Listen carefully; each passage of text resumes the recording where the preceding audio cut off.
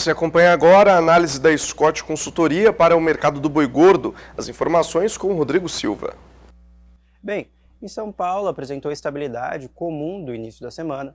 Dessa forma, na comparação diária, o boi gordo fechou em R$ 285,00 arroba, a vaca gorda R$ 265,00 arroba e a novilha gorda R$ 275,00 arroba, preços brutos e a prazo. O boi China, conhecido como China, né? Ele está cotado em R$ 290,00 arroba, preços também brutos e a prazo. Para o Rio de Janeiro, a dificuldade de achar bovinos bem terminados fez com que a ponta compradora oferecesse mais. Dessa forma, o boi recebeu um incremento de R$ 2,00 arroba e as fêmeas receberam R$ 3,00 na arroba. Dessa forma, o boi gordo fechou em R$ 287,00 arroba e as fêmeas, que estão com os mesmos preços, novilha gorda e vaca gorda, R$ 268,00 arroba, preços também brutos e a prazo. Para o Mato Grosso, na Praça Pecuária de Cuiabá, não apresentou alterações na comparação dia a dia. Dessa forma, o boi gordo ficou em R$ 255,00 arroba, a vaca gorda R$ 240,00 arroba e a novilha gorda R$ 245,00 arroba, preço também brutos e a prazo. Obrigado, pessoal, e até a próxima.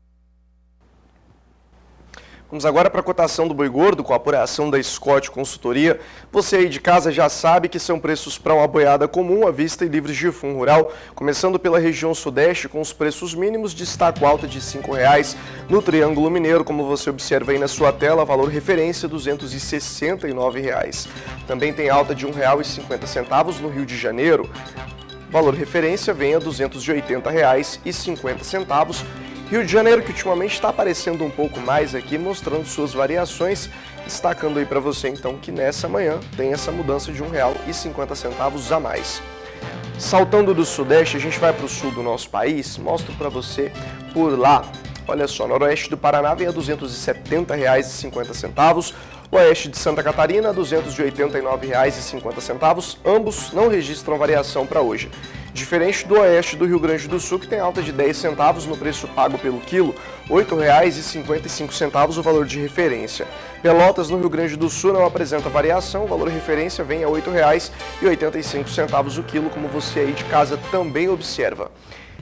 Do sul do nosso país, é hora do centro-oeste. Primeira tela para você, com alta de R$ 5,00 em Goiânia, R$ 274,00 no valor de referência.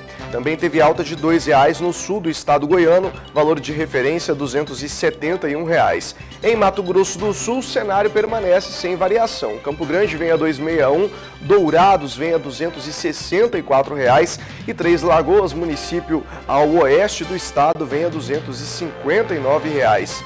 Como você vê aí na sua tela. Segunda tela centro-oeste, agora vamos mostrar para você a região do Mato Grosso. Cuiabá, R$ 249,00, o norte do estado mato-grossense, R$ 244,50, bem como o sudoeste, e o sudeste vem a R$ 249,00. Não tem variação para essas praças também na manhã de hoje, os números permanecendo intactos, como você pode observar. Nordeste brasileiro, e assim a gente vai caminhando para o final das nossas telas, alta de R$ 3,00 no sul do estado da Bahia, R$ 274,00 no valor de referência. Alagoas vem a R$ 290,50, oeste baiano a R$ 279,00 e o oeste do Maranhão R$ 263,00, todos sem alteração, destaque apenas aí para o sul da Bahia com essa alta registrada hoje. Norte do Brasil, agora sim, começo destacando para você a região paraense, porque houve alta de R$ 2,00 em Paragominas, é isso mesmo, fazendo com que a arroba seja cotada ao preço mínimo de R$ 256,00. Também teve alta de R$ 3,00 no sul do Tocantins, arroba cotada a R$ 264,00, e alta também no norte do Tocantins, sendo cotado a R$ 274,00, alta também de R$ 3,00, como você observa aí, pôde observar aqui durante as atualizações das telas. Para você ver agora como fechou a cotação do bezerro Nelore ontem com a apuração da Scott Consultoria.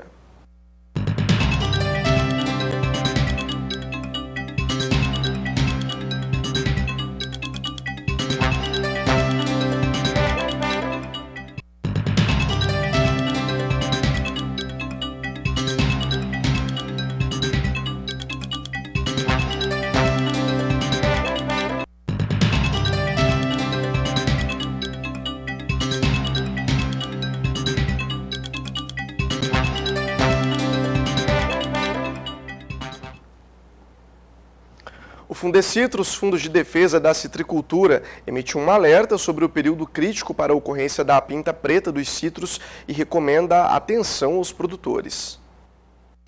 A pinta preta dos citros, doença importante da citricultura brasileira, provoca queda prematura de frutos, com prejuízo de 10 milhões de caixas por ano. E por isso, requer um controle maior entre os meses de novembro e fevereiro. Neste período, os frutos ficam mais suscetíveis às infecções pelo fungo, já que as chuvas ficam mais intensas e frequentes, especialmente no final do ano, no estado de São Paulo.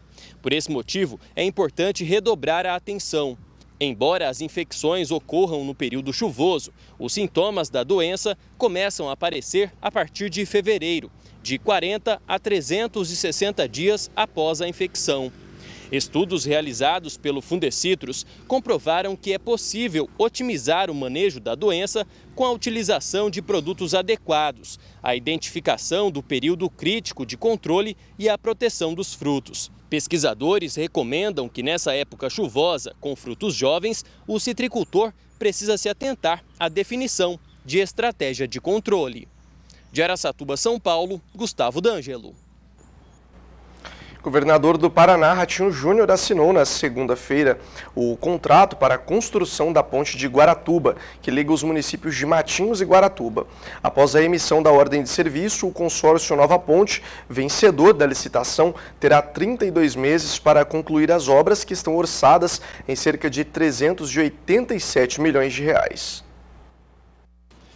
Olha, hoje é um dia muito importante para o estado do Paraná. Estou aqui com o nosso secretário de Infraestrutura, o nosso secretário Fernando Furiati, de uma notícia importantíssima. Acabamos de assinar aqui o contrato de contratação da empresa que vai fazer a construção da Ponte de Guaratuba, tão sonhada Ponte de Guaratuba.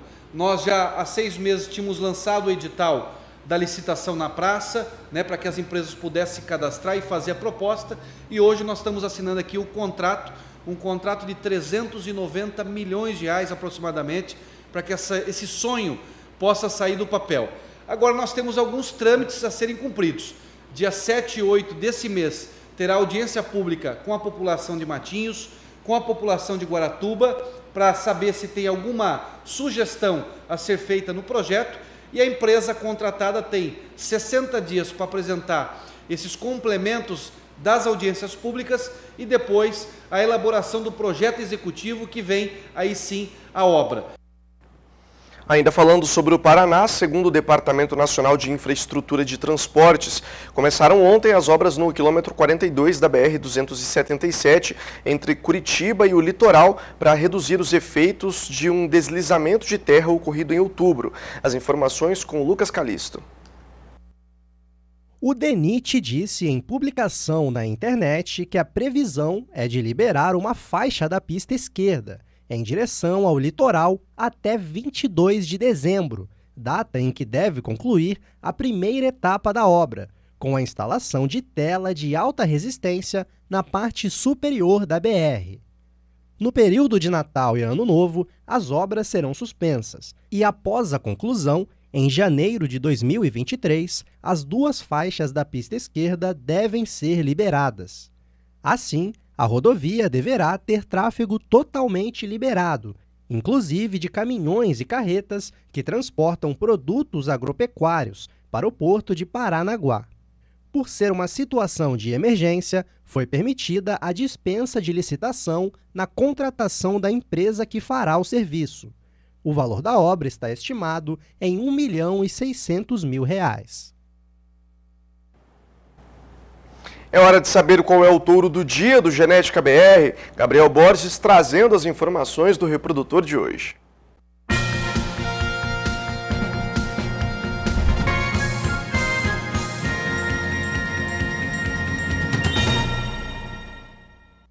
Olá, meus amigos, estou de volta aqui com mais uma oportunidade. Hoje é diferente, vamos falar aqui de giro leiteiro. Uma grande oportunidade para você que quer consolidar aí as suas matrizes de leite. O lote número 609 que nós vamos trazer hoje para você é o CA Iodo, meu amigo. Dá uma olhada nesse touraço giro leiteiro que eu trago para você hoje na apreciação do Touro do Dia.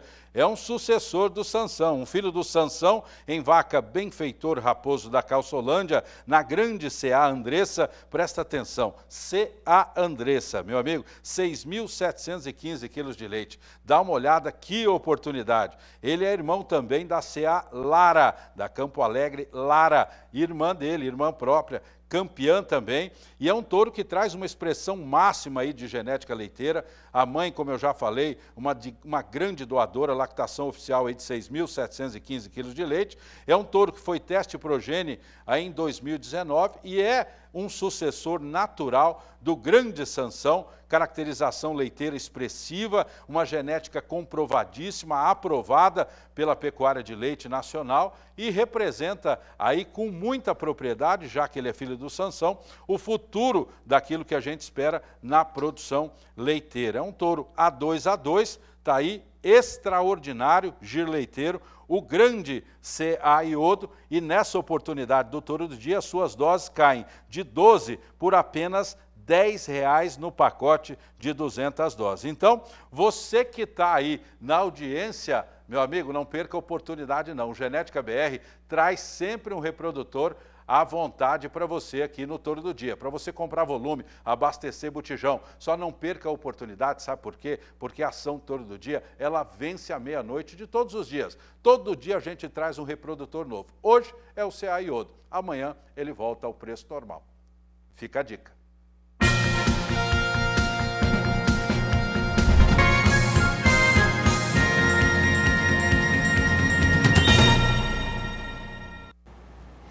O sorgo está sendo estudado e pode se tornar uma opção de plantio na segunda safra de verão no Paraná. A intenção dos técnicos é aumentar a diversificação de plantio no estado e diminuir a dependência do milho, principal cultura plantada na safrinha. Os técnicos da Embrapa, juntamente com as cooperativas do Paraná, estão discutindo a cultura do sorgo como uma alternativa para a segunda safra de verão aqui no estado do Paraná. Tradicionalmente, o Paraná cultiva na segunda safra o milho, que vem apresentando problemas nos últimos anos, principalmente por causa do clima. Nós vamos conversar com Leonardo Silvestre, ele é engenheiro agrônomo da OCEPAR, Organização das Cooperativas do Paraná. Leonardo, satisfação conversar com você.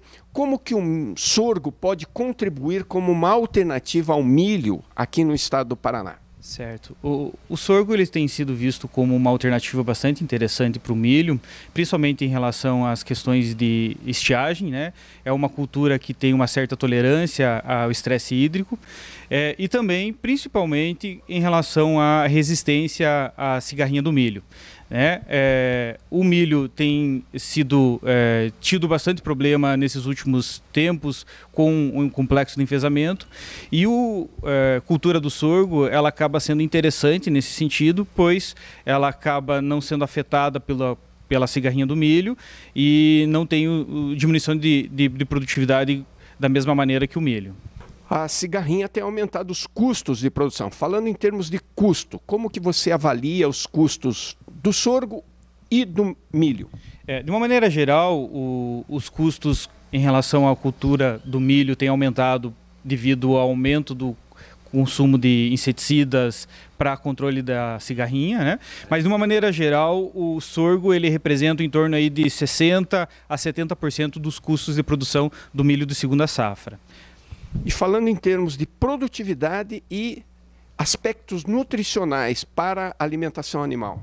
O sorgo, ele é em relação à qualidade, o sorgo ele apresenta uma qualidade, o grão de sorgo apresenta uma qualidade muito parecida com a do milho, então principalmente em questões de proteínas e de amido. Então ele é uma alternativa bastante interessante quando é usado na ração, né? Usado para substituição do milho na ração. E em relação à produtividade, de uma maneira geral, a produtividade do sorgo ele fica 50% a 60% da produtividade do milho segunda safra, de uma maneira geral no estado, uma média. Então tem potencial para ser usado aqui no Paraná? Sim, o sorgo é uma cultura que tem um potencial bastante interessante, principalmente nas áreas de solo mais arenosos e com temperaturas mais elevadas, né? Ele pode ser introduzido no sistema de produção como uma alternativa, né, diversificação da produção, uma alternativa na propriedade, e que a gente tem discutido hoje aqui no evento quais são os desafios, as oportunidades para a cultura do sorgo no estado do Paraná e de que forma as cooperativas podem utilizar o sorgo para levar até o produtor e fazer essa diversificação nas propriedades. Ok, Leonardo, obrigado pelas informações. Então, é isso. O sorgo pode entrar aqui como mais uma opção de culturas agrícolas aqui no estado do Paraná. Hoje, praticamente, o Paraná não planta sorgo. Evidentemente, isso vai exigir estudos técnicos para se chegar ao melhor manejo da cultura aqui no estado. De Londrina, no Paraná, Mauro Andrade.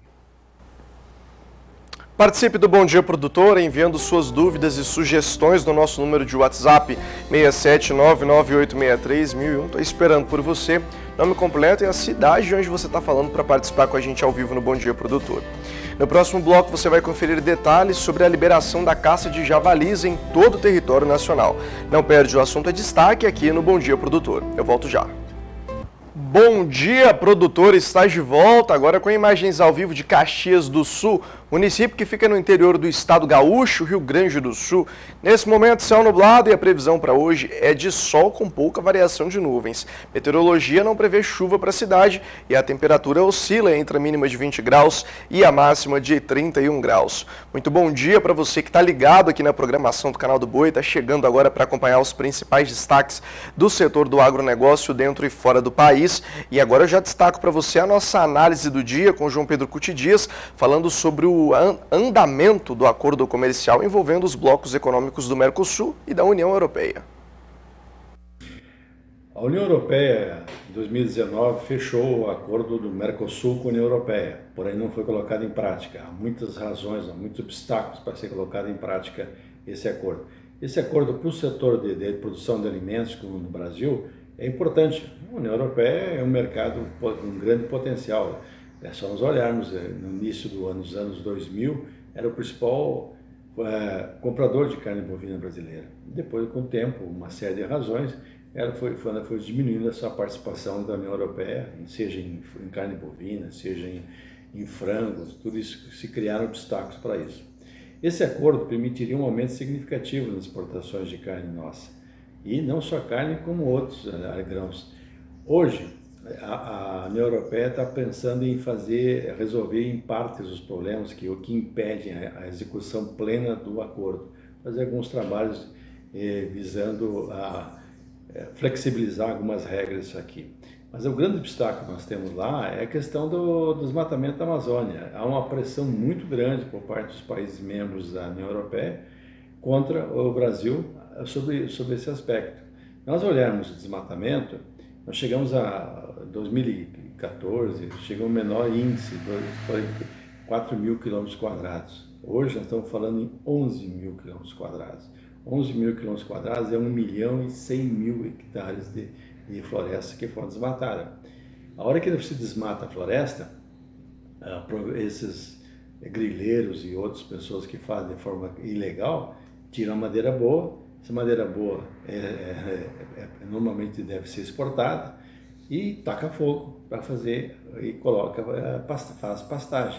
Então esse é o grande obstáculo que nós estamos tendo hoje e todo o setor vai perder. Não é só só o pecuarista, não. Todo o setor vai perder. Vão se criar barreira para soja, criar barreira para outros produtos em relação a essa questão do desmatamento da Amazônia. Esse é um assunto que precisaria ter uma ação muito forte do governo, porque meia dúzia de pessoas levam vantagem e prejudicam milhões de produtores rurais brasileiros, né, quando fecha um mercado tão importante como é a União Europeia. Hoje, eles estão preocupados com a questão de segurança ambiental e com a questão de segurança alimentar também. Então, o Brasil passa a ser importante o Mercosul, mas em especial o Brasil, passa a ter um fator muito importante na questão da segurança, dessas duas seguranças. Segurança ambiental. Hoje, as grandes empresas europeias estão colocando projetos muito grandes aqui no Brasil de produção de energia elétrica através do vento, fora da costa, dentro do mar. Se o Brasil agilizar os processos de licenciamento, vai ter um volume muito grande de recursos que virão para isso. Se você olhar os projetos que estão junto ao IBAMA, os pré-projetos, fala-se em mais de 100 mil megawatts de capacidade instalada das usinas. Isso é quase total, o que tem, quase 60% do que tem hoje instalado no Brasil como um todo. Para quê? Para a produção de hidrogênio verde. O hidrogênio verde iria ocupar o espaço que o gás natural hoje ocupa, que eles estão sofrendo com a questão da falta de gás natural na Europa por causa do bloqueio dos russos. Então nós temos um campo grande, tanto na parte de segurança alimentar como segurança energética. Nós temos que acertar isso aí com eles. E a questão do desmatamento da Amazônia não é só para os europeus que é importante, para nós também. Grande parte da chuva que vem para o centro-oeste, para o sudeste, é formado nos rios voadores, que são vapor d'água que as florestas colocam no ar. A Europa está prestes a proibir a entrada de produtos agrícolas de áreas que foram desmatadas a partir de dezembro de 2020. O Parlamento Europeu já chegou a um acordo preliminar sobre a nova norma, que após aprovada, entra em vigor em menos de 3 semanas. Essas novas normas têm potencial para prejudicar as exportações brasileiras. De São Paulo, as informações com Walter Puga Júnior. E o Parlamento Europeu chegou a um acordo, pelo menos um acordo preliminar, que proíbe a entrada de commodities agropecuárias de áreas desmatadas em diferentes regiões do mundo. A medida parece ser dirigida principalmente para países como o Brasil. Bom, isso obrigará as empresas exportadoras de produtos agropecuários a comprovar, por meio de uma chamada declaração, que essas mercadorias não são provenientes de áreas com desmatamento ou de florestas derrubadas ilegalmente, veja bem, após 31 de dezembro de 2020. Bom, esse regulamento prevê o controle sobre as importações de carne bovina, de óleo de palma, de soja, de madeira, cacau, café e também de outros produtos. E mais, de acordo com o texto que foi acordado no Parlamento Europeu, embora nenhum país ou nenhum produto seja banido, o fato é que as empresas deverão apresentar essa declaração ou não poderão vender seus produtos na União Europeia sem esse documento. Conforme solicitado, as empresas também terão que verificar o cumprimento da legislação relevante do país de produção, inclusive a legislação de direitos humanos, se os direitos dos povos indígenas envolvidos foram respeitados, etc. Bom, o Parlamento Europeu e o Conselho Europeu terão de aprovar agora formalmente todo esse acordo. Mas a nova lei, veja bem, ela entrará em vigor 20 dias após a publicação oficial no Jornal da União Europeia. Mas alguns artigos, veja, entrarão em vigor 18 meses depois. Ainda há um tempo para que os países façam aí sua adaptação. Agora, a nova lei vai garantir aos consumidores europeus que os produtos que compram não contribuem para a destruição e degradação de florestas, e veja bem, incluindo florestas primárias, as chamadas insubstituíveis, né? Com isso, pretende reduzir a contribuição da União Europeia para as alterações climáticas e a perda da biodiversidade a nível global. Resumindo, a partir do ano que vem, a Comissão Europeia vai classificar países, ou pelo menos parte deles, em baixo padrão, alto risco. Dentro de 18 meses, entre em vigor este novo regulamento. O Brasil, o produtor brasileiro, as empresas brasileiras já estão alertas para isso. Há muita discussão sobre esse assunto. Agora, as sanções, veja, por falta de cumprimento, devem ser proporcionais e o montante das multas, a penalidade, será fixado em pelo menos 4% do volume de negócios anual total na União Europeia, seja do operador ou do comerciante. Situação que preocupa já há alguns anos o produtor, o exportador brasileiro, as indústrias brasileiras, mas agora bate a porta. Portanto, de olho na informação. Isso pode causar dificuldades para o Brasil exportar seus produtos agropecuários para a União Europeia. Walter Puga Júnior, de São Paulo. A caça de javalis é permitida em todo o território nacional, mas algumas normas precisam ser cumpridas. Você vai saber como se tornar um caçador legalizado na próxima reportagem. Os javalis causam grandes prejuízos aos produtores rurais no Brasil. Eles são capazes de devastar a vegetação nativa e também as plantações, além de invadir granjas expondo porcos a doenças. A espécie não possui predadores e se reproduz facilmente. Por isso, vem se expandindo por todo o país. Só aqui no estado de São Paulo, houve relato de invasão de javalis nas propriedades rurais em 60% dos municípios, segundo o levantamento da Secretaria de Agricultura. Desde 2013, o controle da espécie foi autorizado pelo IBAMA. Só que o caçador precisa cumprir algumas regras. As etapas para a pessoa estar efetuando o controle do javali, tem 2 métodos. Ela pode estar efetuando a caça com arma de fogo ou com arma branca. No caso, com armas de fogo, ele tem que fazer um exame psicológico, deve apresentar certidões de antecedentes criminais, tem que fazer uma avaliação com o instrutor de tiro. Isso daí é juntado uma documentação. Ele tem que filiar num clube que tem as atividades de caça e tiro. E feito isso, vai juntar toda essa documentação, vai encaminhar para o Exército e lá eles vão emitir o certificado de registro, que é o CR. Feito isso, depois ele pode estar fazendo a aquisição de arma de fogo e aí depois fazendo um cadastro para poder fazer a caça. No caso da documentação depois para a caça, é feito um cadastro de pessoa física como caçador e aí tem que cadastrar também as propriedades para ele estar efetuando o manejo.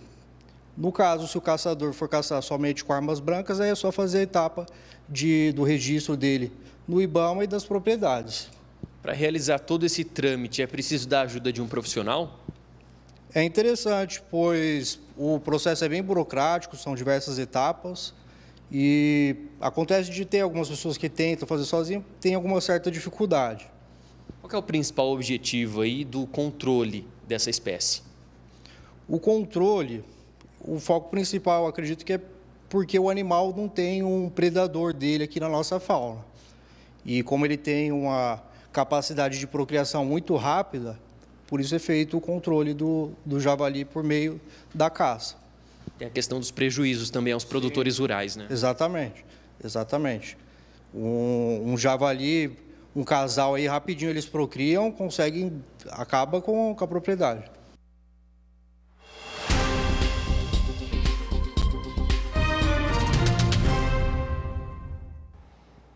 Chegou a hora de falar da previsão do tempo para todo o Brasil com a Júlia Marques no Agroclima, trazendo os destaques. Júlia, bom dia para você. Bom dia, Vinícius, e bom dia a todos que nos acompanham. Temporais atuam em grande parte do país. A atenção, então, fica voltada aos volumes de chuva bem elevados. No Sudeste, por exemplo, a chuva ainda pode cair forte no centro-norte paulista, como em áreas da capital, Vale do Paraíba, Campinas e Ribeirão Preto. As tardes continuam quentes e abafadas. Há risco até para tempestades no centro-sul de Minas Gerais e no Rio de Janeiro, bem como na capital fluminense e na Grande Belo Horizonte. Pode chover forte também ainda no sul capixaba. Em áreas do centro-oeste, há aumento dos temporais no sul de Goiás. Já no Distrito Federal, em Mato Grosso e Mato Grosso do Sul, sol e pancadas de chuva. Mesmo com a chuvarada, tempo abafado e muito calor. No Nordeste, tempo firme e ar seco no interior e leste do Piauí, Ceará, interior do Rio Grande do Norte, Paraíba e Pernambuco. Agora, no sul e leste da Bahia, a chuva cai de forma mais isolada, muito calor e ar abafado durante o dia. E olha só, ainda chove forte em todas as áreas da região norte. Em Belém, no Tocantins, tem chuvarada, mas de forma mais isolada. Atenção para os temporais no Amazonas, norte de Rondônia e no Acre. No sul do país, tempo aberto no oeste do Paraná e na maior parte de Santa Catarina.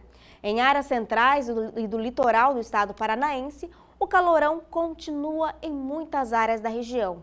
E falando em calorão, no estado gaúcho, os termômetros podem chegar até 40 graus.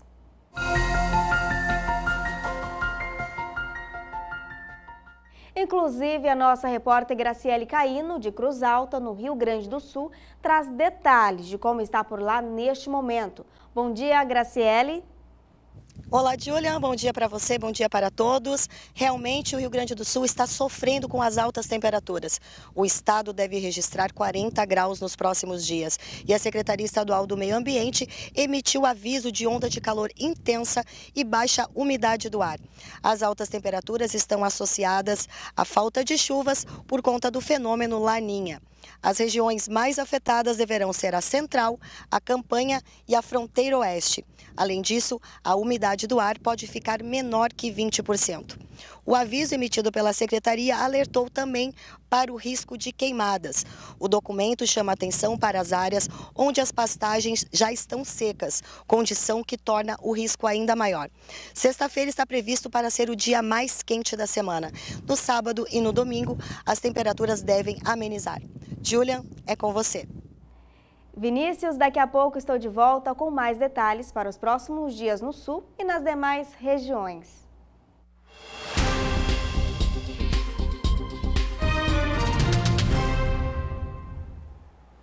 Começa na sexta-feira e segue até o dia 15 de dezembro no Canal do Boi a oferta especial de 150 novilhas prenhes ou paridas no De Olho na Fazenda Shopping Pecuária BR. Veja os detalhes na próxima reportagem.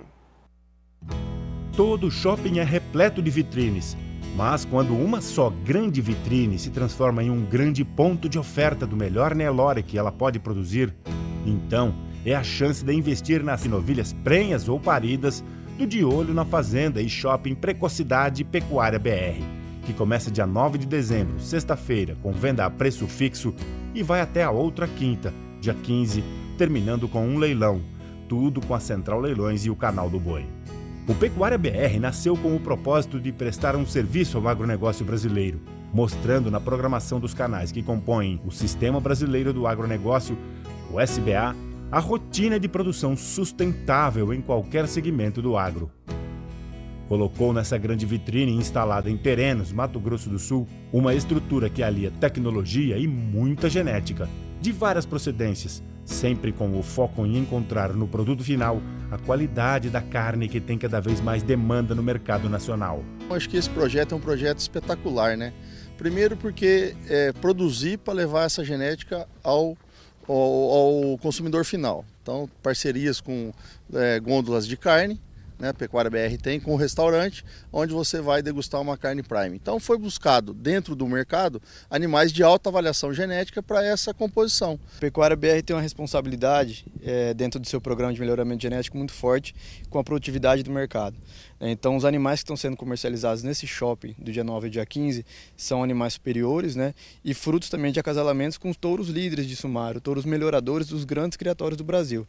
Então essa responsabilidade, uma base de matriz, uma base genética de matriz muito forte no Pecuária BR, com acasalamento de touros de fora, para dar esse resultado, né, que o mercado precisa e que o mercado busca. Pecuária BR é um centro multiplicador de genética, de eficiência, então nós nos preocupamos aqui com precocidade, fertilidade, com habilidade materna, com desenvolvimento de peso, AOL, gordura e marmoreio. Então esses são os quesitos básicos dentro do melhoramento genético e além de tudo, Daniel, você vê que são novilhas de bom equilíbrio, de boa raça, de bons aprumos, então se preocupa com tudo para que vá o melhor dos animais até o consumidor final.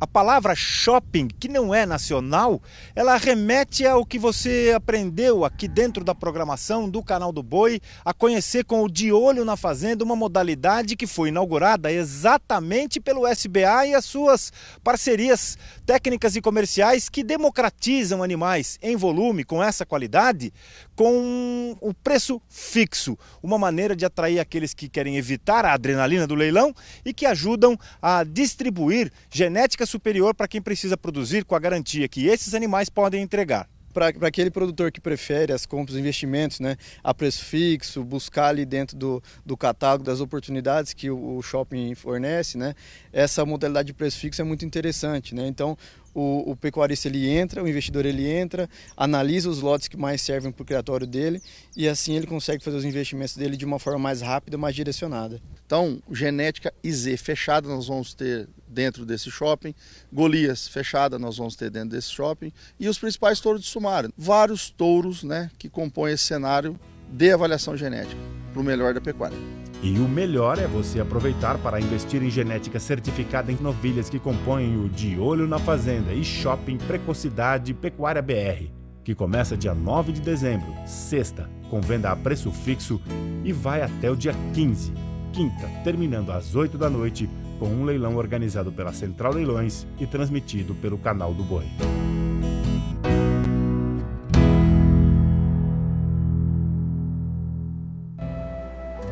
Por aqui é hora de mais um intervalo comercial, mas antes quero lembrar que você pode acompanhar a nossa programação pelo portal sba1.com e também pelo Facebook do Canal do Boi. Estamos ao vivo na NET, claro, canais 190 e 690, e aos finais de semana tem Canal do Boi na Sky, canal de número 241, além do Agrocanal, que você aí de casa pode assistir pela Sky no número 161. No próximo bloco você confere mais informações sobre a campanha pela blindagem do imóvel rural promovido pelo CIRAM, Sindicato Rural da Alta Noroeste. Não perde, é daqui a pouco no Bom Dia Produtor. Estamos no ar com Bom Dia Produtor, imagens ao vivo de Cuiabá, capital do Mato Grosso. Nesse momento, céu claro e a previsão indica dia ensolarado, alternando com chuvas e possíveis trovoadas. Meteorologia não descarta a probabilidade de tempestades. Volume de chuva previsto é de 6 milímetros e a temperatura oscila entre a mínima de 24 graus e a máxima de 35 graus. São 8 horas e 2 minutos pelo horário de Brasília. Em entrevista ao Canal do Boi, o economista Luiz Arthur Nogueira traz expectativas para a produção no país a partir de janeiro do ano que vem. Para a gente saber como é que fica o cenário econômico pós-eleições, eu vou conversar com o economista, educador financeiro e MBA no mercado financeiro, Luiz Arthur Nogueira. Luiz, eu gostaria de começar essa entrevista te perguntando se hoje é possível delinear como deve ser arquitetada a economia nacional com um novo governo de centro-esquerda. Bom, o ano que vem o Brasil vai crescer menos do que cresceu esse ano, mas isso não tem a ver diretamente com a mudança de governo. Ocorre que o mundo inteiro vai crescer menos por conta da alta de juros nos Estados Unidos e na Europa. Isso desacelera o crescimento lá fora. Por tabela, o Brasil, que também subiu juros antes de todo mundo para combater a inflação, vai sofrer os efeitos desses juros altos. Então vai ser um ano em que o Brasil vai crescer entre 1% e 1,5%, mas é um ano muito importante de mudança de governo, que tem que cuidar com carinho das contas públicas e preparar o Brasil para um crescimento maior de 2%, 2,5% a partir de 2024. Eu acho que isso é plenamente possível se a próxima equipe econômica, a equipe do governo Lula, tiver responsabilidade fiscal acima de tudo.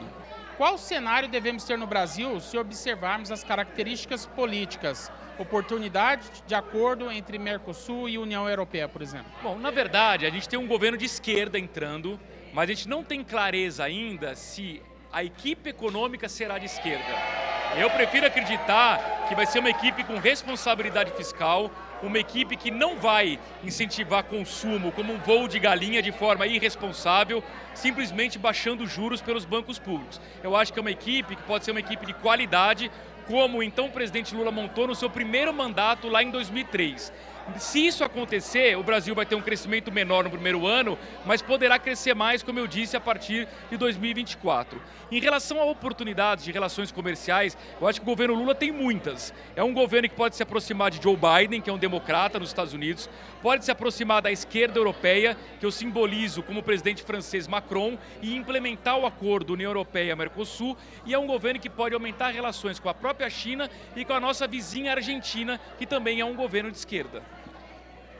Como é que os empresários, cooperativas, produtores rurais e investidores devem se posicionar frente à mudança de direcionamento econômico e à rivalidade política que devemos ver no Brasil? Vamos mesmo ter essa rivalidade? Olha, eu não sei se essa polarização vai continuar no Brasil, mas o fato é que uma troca de governo gera muitas incertezas. O que eu posso afirmar aqui é que a gente ainda vai ter durante um bom tempo, pelo menos mais um ano, juros muito altos no Brasil, ou seja, acima de 10%. Por quê? Porque a gente ainda não ganhou a batalha contra a inflação.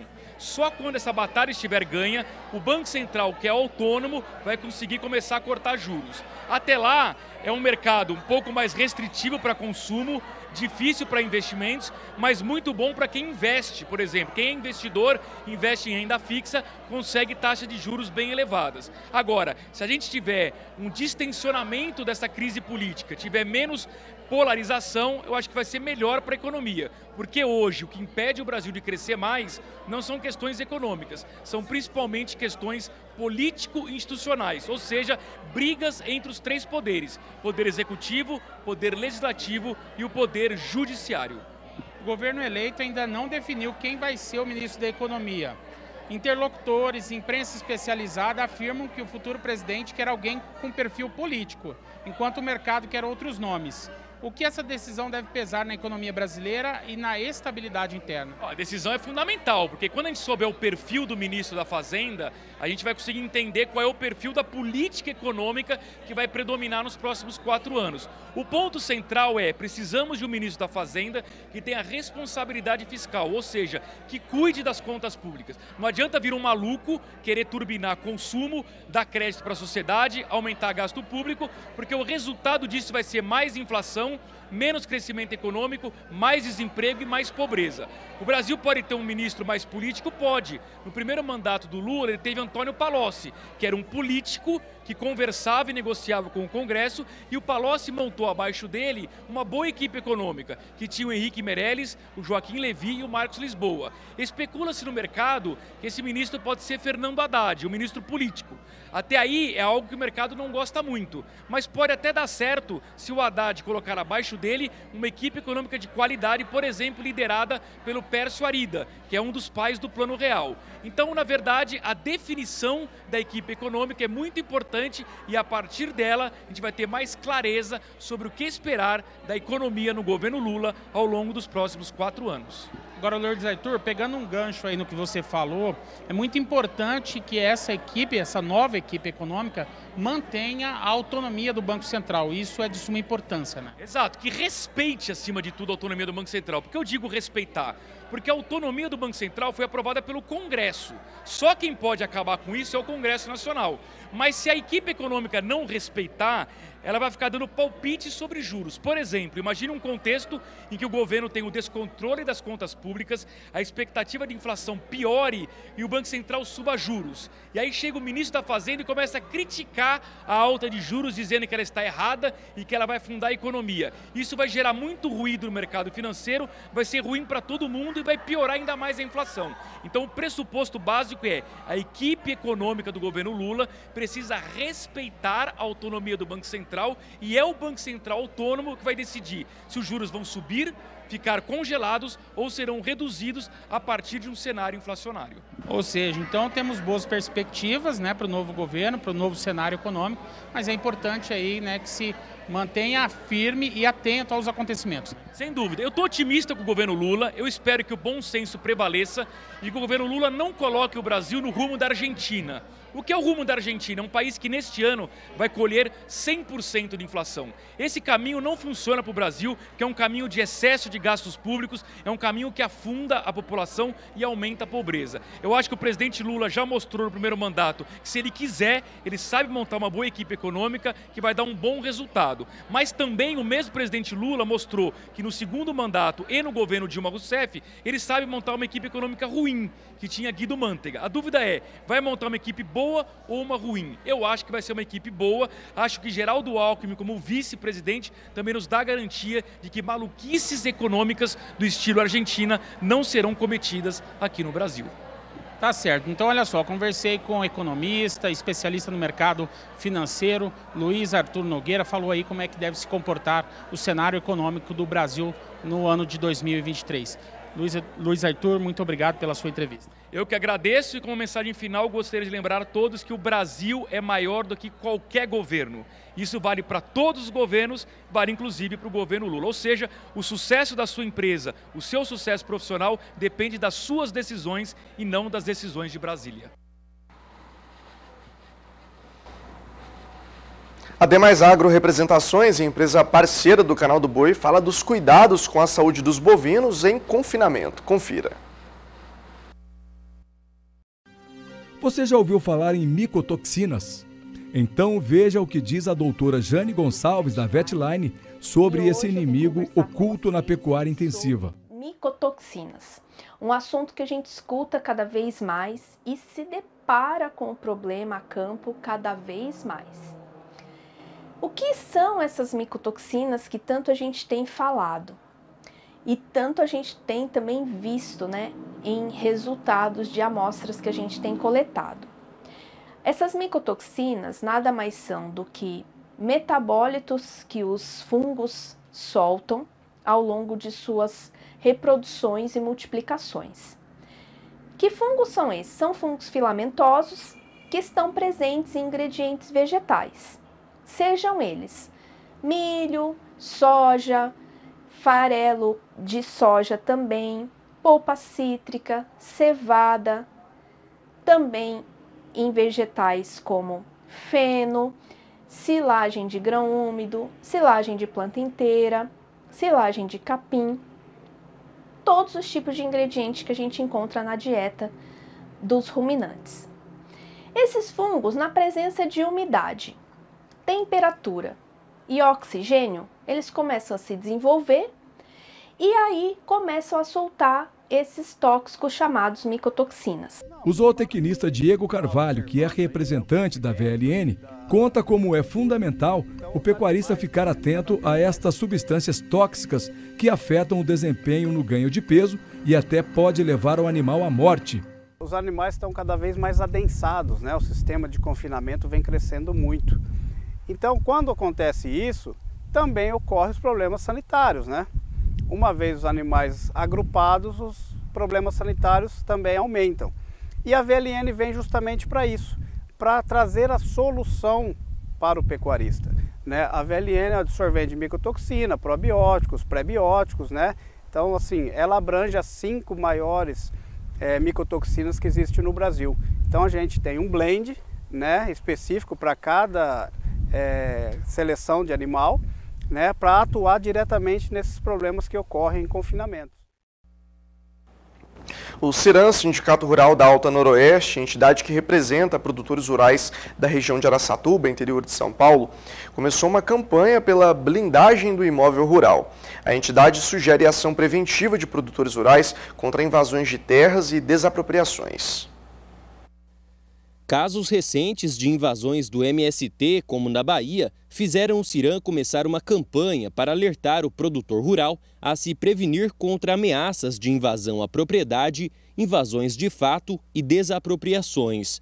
O presidente da entidade, Thomas Rocco, afirma que o CIRAM vem sendo demandado neste sentido e tem buscado parcerias para assessorar o associado. Então a gente está em meio a muitas instabilidades políticas agora no Brasil, que estão começando desde outubro até hoje. Então o produtor rural está preocupado com essa instabilidade. A gente acredita que o direito à propriedade privada ele tem que ser uma condição básica para a existência do agronegócio. E quando tem-se essa questão ameaçada, como nós estamos vendo hoje, a gente fica preocupado e a gente precisa alertar os nossos associados para que eles verifiquem aí como é que está a questão das propriedades dele. Então a gente acha importante, de olho no que está acontecendo aí no Brasil, que o produtor venha se defender e blindar a propriedade dele. A gente está soltando essa campanha de blindagem do imóvel rural junto com uma empresa aqui do município, parceira nossa. Então o produtor rural ele vai conseguir dar uma olhadinha, né? Acho que hoje com o agronegócio moderno o produtor já faz isso, porque senão ele não consegue sobreviver. Então é para que ele possa dar uma olhada, né? Nós temos recebido essas notícias aí das invasões de terra de uma maneira muito preocupante para nós, então estamos vigilantes a isso que está acontecendo, portanto é prevenir. Esse é o grande tema aí da campanha, é prevenir e se blindar. De acordo com o diretor da entidade, Fábio Brancato, que também é engenheiro agrônomo e proprietário de uma empresa de assessoramento, além de produtor, a melhor forma de blindar o imóvel rural é comprovar que a propriedade está cumprindo a sua função social. Você tem que ter 3 pilares para você cumprir essa lei. Quais são esses pilares? A parte trabalhista. Então a parte trabalhista não pode ter nenhum tipo de funcionário sem registro, não pode ter trabalho escravo, trabalho infantil. Se você cumpre com a parte trabalhista, ok, o primeiro pilar está ok. O segundo pilar é a parte ambiental. Declaração do cadastro ambiental rural, aderir ao PRA ou ter a sua propriedade ambientalmente correta. Aí você está cumprindo com o seu segundo pilar. O terceiro pilar é a produtividade. Todo mundo fala, mas eu sou produtivo ou não sou produtivo. Então se eu tenho um índice de cana, eu tenho uma certa tonelagem, 70 toneladas de cana no mínimo por ano. Então eu tenho que comprovar essa produtividade. Do milho, são 1.900 quilos de produtividade por hectare ano.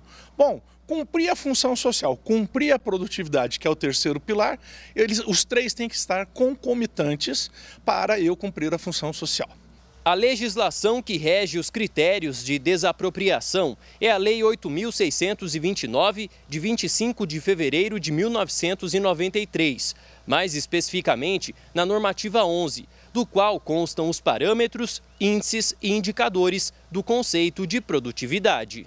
Para Brancato, é interessante ao proprietário saber das medidas jurídicas a serem adotadas em caso de vistoria, invasão ou ameaça de invasão de terras. Mas ele reforça que é mais importante realizar ações preventivas para comprovar a função social da propriedade. Olha, eu não estou cumprindo alguma dessa função, eu tenho que correr atrás, eu tenho que buscar a regularização se for trabalhista, a parte ambiental ou mesmo a parte produtiva. Na parte produtiva, nós temos algumas maneiras e isso sim que é essa parceria. Qual é a maneira? Olha, eu estou fazendo uma reforma de pastagem, eu tenho que comunicar, eu tenho que fazer um processo técnico juntamente com um profissional capacitado, recolher a ART, que é a anotação de responsabilidade técnica, para que isso tenha a função legal. Se vier qualquer tipo de vistoria e eu tenho, olha, eu estou reformando 200, 300 hectares de pastagem da minha propriedade, esta área sai do cômputo da produtividade. Então isso é uma blindagem do imóvel. Bom, está tudo ok? Olha, o produtor pode falar, olha, eu estou apto a receber qualquer tipo de vistoria, a gente faz uma análise da documentação como se fosse uma vistoria do INCRA.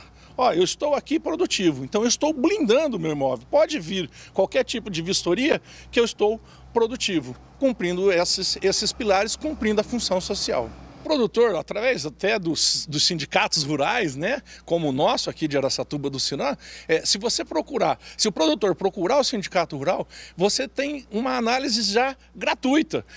A primeira análise que é feita para o produtor rural é sem custo. Para quê? Para que ele saiba quais são as obrigações que tem que ser cumprido e depois sim, se tiver algum problema, a gente vai solucionar aquele problema direcionado. De Araçatuba, São Paulo, Gustavo D'Angelo. Pecuária BR tem uma série de compromissos comerciais pelo Canal do Boi nos próximos dias e na programação tem o leilão Matrizes Mochas, que vende 50 fêmeas Nelore prenhes ou paridas ou 3 em 1. O evento tem a organização da Programa Leilões e acontece no dia 8 de dezembro, quinta-feira, amanhã, a partir das 8 horas da noite. Sabe aquela história do que é bom a gente compra pronto? Pois é. Isso resume a oferta de 50 fêmeas Nelore do leilão Matrizes Mochas Pecuária BR que o Canal do Boi mostra na noite deste 8 de dezembro, uma quinta-feira. Começa pelo fato de a empresa ser uma vitrine tecnológica que misturou integração lavoura, pecuária, floresta com exemplos que planta na programação do Canal do Boi e os demais integrantes do Sistema Brasileiro do Agronegócio, o SBA, para prestar serviços ao agro brasileiro através de parcerias que levam soluções ao homem do campo. A partir daí, aplica em casa as melhores práticas e aglutina no seu rebanho a melhor genética que pode misturar a várias procedências para, ainda assim, avaliando e filtrando em programas como o PMGZ, chegar à excelência que agora reparte com o mercado em fêmeas altamente selecionadas e com um componente que vai lá na frente, no produto final. A procedência da genética que forma a base de matrizes do Pecuária BR sempre foi um cuidado muito grande para se chegar a animais com esse padrão. E no caso das mochas desse leilão do dia 8, tem um componente que transcende todas as características buscadas que vão favorecer economicamente quem usa essa genética, que é a qualidade de carne, que já vem dentro deste pacote. Bom dia, produtor está de volta agora com imagens ao vivo de Belo Horizonte, cidade de Minas Gerais, estado de Minas Gerais, né, perdão. Nesse momento o céu não está claro não, né, o céu está nublado e a previsão é de chuvas ao longo do dia com alguns períodos de melhoria. Atenção aí, hein, pessoal, alerta de tempestade. O volume de chuva previsto é de 32 milímetros e a temperatura deve oscilar entre a mínima de 18 graus e a máxima de 25 graus. 8 horas e 23 minutos, horário de Brasília. Atenção, produtores do Rio Grande do Sul. O programa de sementes forrageiras recebeu até o último dia 5 de dezembro as manifestações de interesse de produtores rurais do estado. O programa beneficia há vários anos mais de 10 mil agricultores familiares, em sua maioria produtores de leite que têm nas pastagens a base da alimentação no rebanho. A Secretaria de Agricultura, Pecuária e Desenvolvimento Rural iniciou a operacionalização da nova edição do Programa de Sementes Forrageiras, edição 2022-2023. O cronograma de execução foi publicado no Diário Oficial do Estado e o prazo para o envio das manifestações de interesse vai até o dia 5 de dezembro.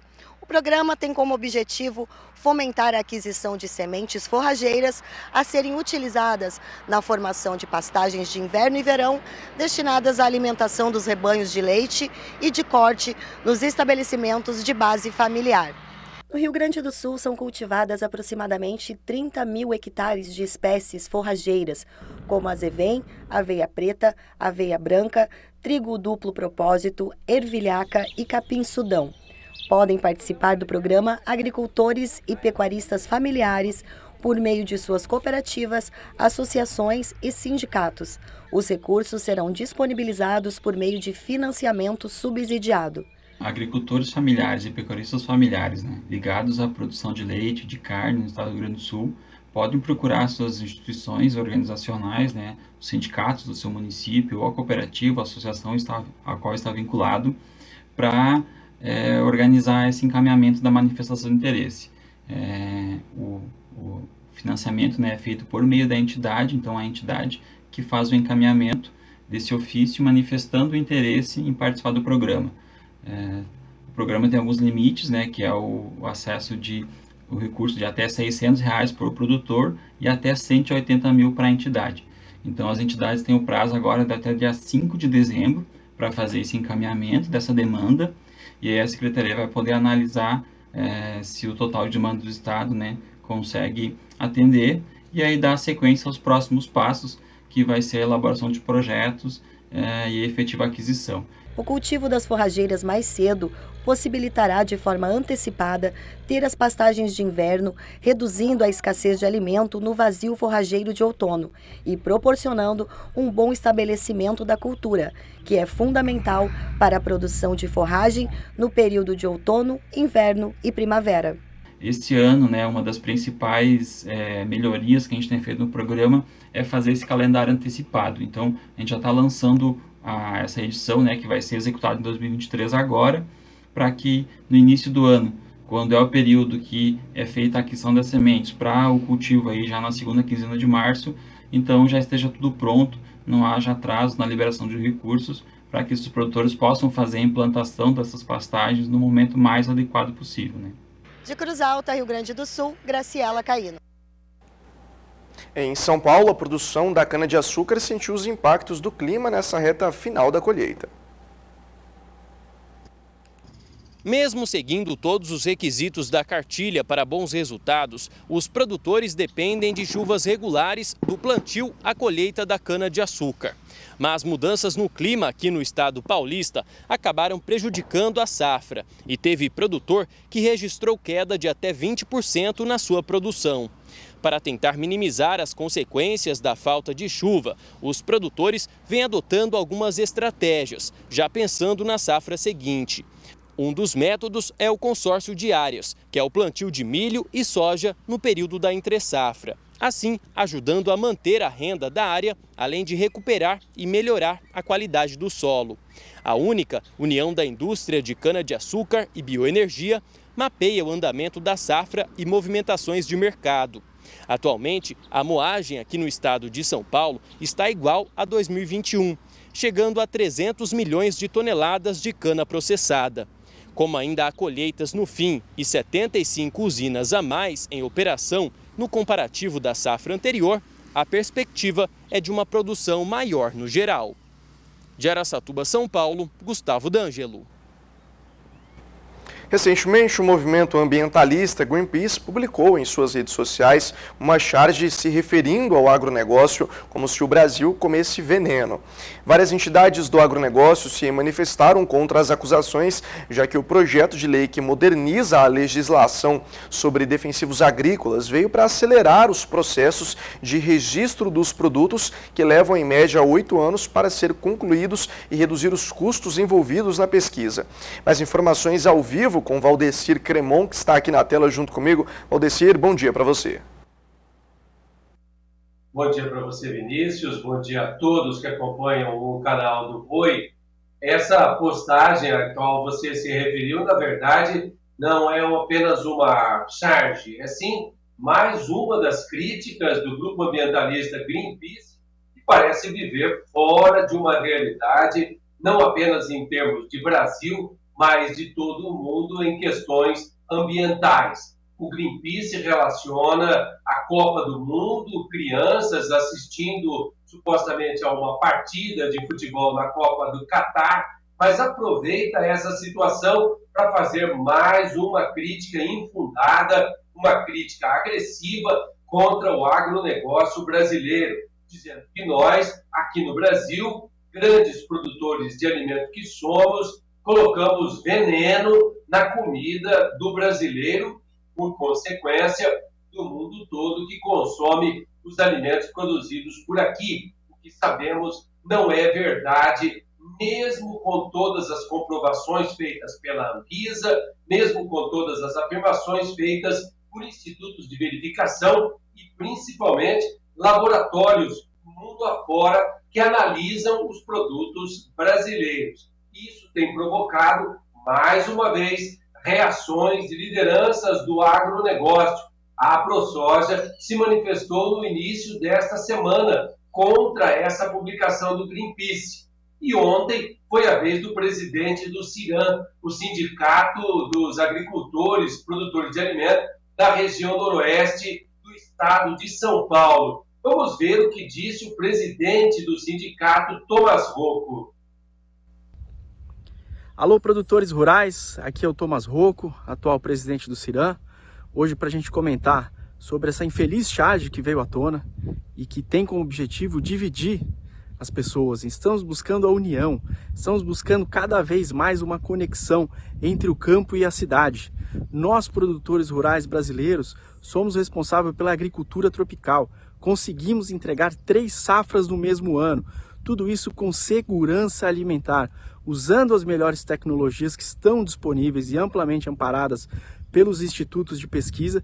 Então nós, o CIRAM, recebemos de uma maneira muito triste essa infeliz charge que veio à tona e que não conta a realidade. Então você que está nos escutando, você que está nos vendo, pode ter certeza que o que está indo para a sua mesa é o que tem de mais seguro dentro do nosso país. Então a gente consegue ser autossuficiente no alimento dentro do nosso país e ainda assim conseguimos ser responsáveis por grandes exportações de cereais, de milho, de soja, de boi, de HFs. Então somos uma potência do agronegócio com muita segurança e nós precisamos de união.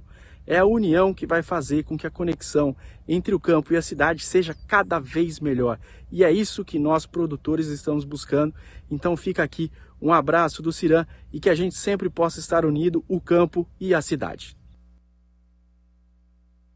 O Greenpeace, que todos sabemos, mundo afora, é financiado por agremiações políticas de esquerda e por países que desmataram, acabaram com as florestas, contaminam o solo, o subsolo e sua água. Volta e meia faz postagens assim, agressivas ao agronegócio brasileiro, ligados a partidos que são contrários ao atual governo brasileiro. O Greenpeace não dá sinais de que no próximo governo aqui no país, que tem alinhamento com a esquerda, vai manter esta mesma posição.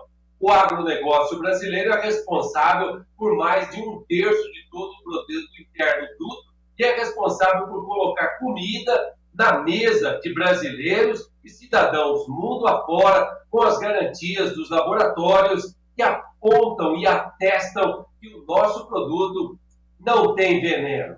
Vinícius, volto com você nos estúdios, tristemente, com essa informação nesta quarta-feira. Valeu, Cremão, obrigado pela sua participação aqui no Bom Dia Produtor. São 8 horas e 33 minutos pelo horário de Brasília. Mato Grosso do Sul encerrou recentemente a última etapa de vacinação da campanha contra a febre aftosa e muitos produtores ainda têm dúvidas de como proceder com os envios e compra de carne. Sobre esse assunto, Jorge Zaidan conversou com o diretor-presidente do IAGRO, Daniel Ingold, e o analista João Pedro Cutidias.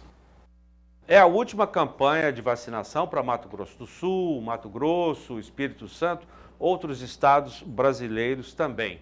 Ou seja, em 2023 não haverá mais campanha nesses estados que já estão fazendo a última etapa agora em novembro, com essa prorrogação até 15 ou 17 de dezembro. Semana passada, João Pedro, você participou de uma reunião na Federação de Agricultura do Estado, em Campo Grande, e a preocupação, o que fazer depois da retirada, do fim das campanhas, foi levantada nesse encontro. Uma das questões, Daniel, que o pessoal mais comentou, estava lá, né, era a questão da fronteira seca, que o Brasil tem, o Mato Grosso do Sul tem, vários grandes estados produtores de pecuária tem com outros países, Bolívia, Paraguai, Argentina, Uruguai, que estão vacinando. Como é que você vê, você está à frente de um órgão de fiscalização e de controle, como é que você vê essa questão, o risco que poderia ter de focos que possam ocorrer nesses países? Então, foi muito bem levantado lá, foi até a convite meu, e nesse fórum, que eu até convidei os pecuaristas, porque o importante é a gente estar em contato, em conexão com o produtor rural. Então, a fronteira, primeiro, falando sobre os focos que teve, durante os focos, o gado era vacinado. Não tinha falta de vacina. O que tinha? Tinha uma condição sanitária talvez um pouco diferenciada em relação ao nosso país vizinho, que é o Paraguai. O que a IAGRO fez? Nós fechamos, João, um termo de cooperação com a Senaxa, que é muito ativo. Trouxe, inclusive, o pessoal aqui já, tive a oportunidade de trazer, e nós temos reuniões que são mensais. E temos uma ligação bastante forte em relação a isso. E vou dizer uma coisa, o Paraguai também mudou. O planejamento do Paraguai é retirar e fazer o pleito em 2025. Hoje eles vacinam, eles estão em contato com a Associação dos Ganadeiros, que patrocina a vacinação, eles controlam uma grande parte de vacinação acompanhada, eles contratam inclusive uma série de universitários, estagiários para acompanhar essa vacinação. Então o Paraguai também mudou. O mundo mudou, o Paraguai mudou. E o que a minha grande argumentação é o seguinte, quando você vê, vamos dizer, esses movimentos do mercado internacional, o que acontece é muito simples. Hoje nós temos uma categoria livre de aftosa sem vacinação. Pega os maiores mercados. Livre de aftosa com vacinação. Ele pega os mercados, mas parcial. E com aftosa. O mundo vai seguir com 2 critérios de status sanitário, com aftosa e sem aftosa.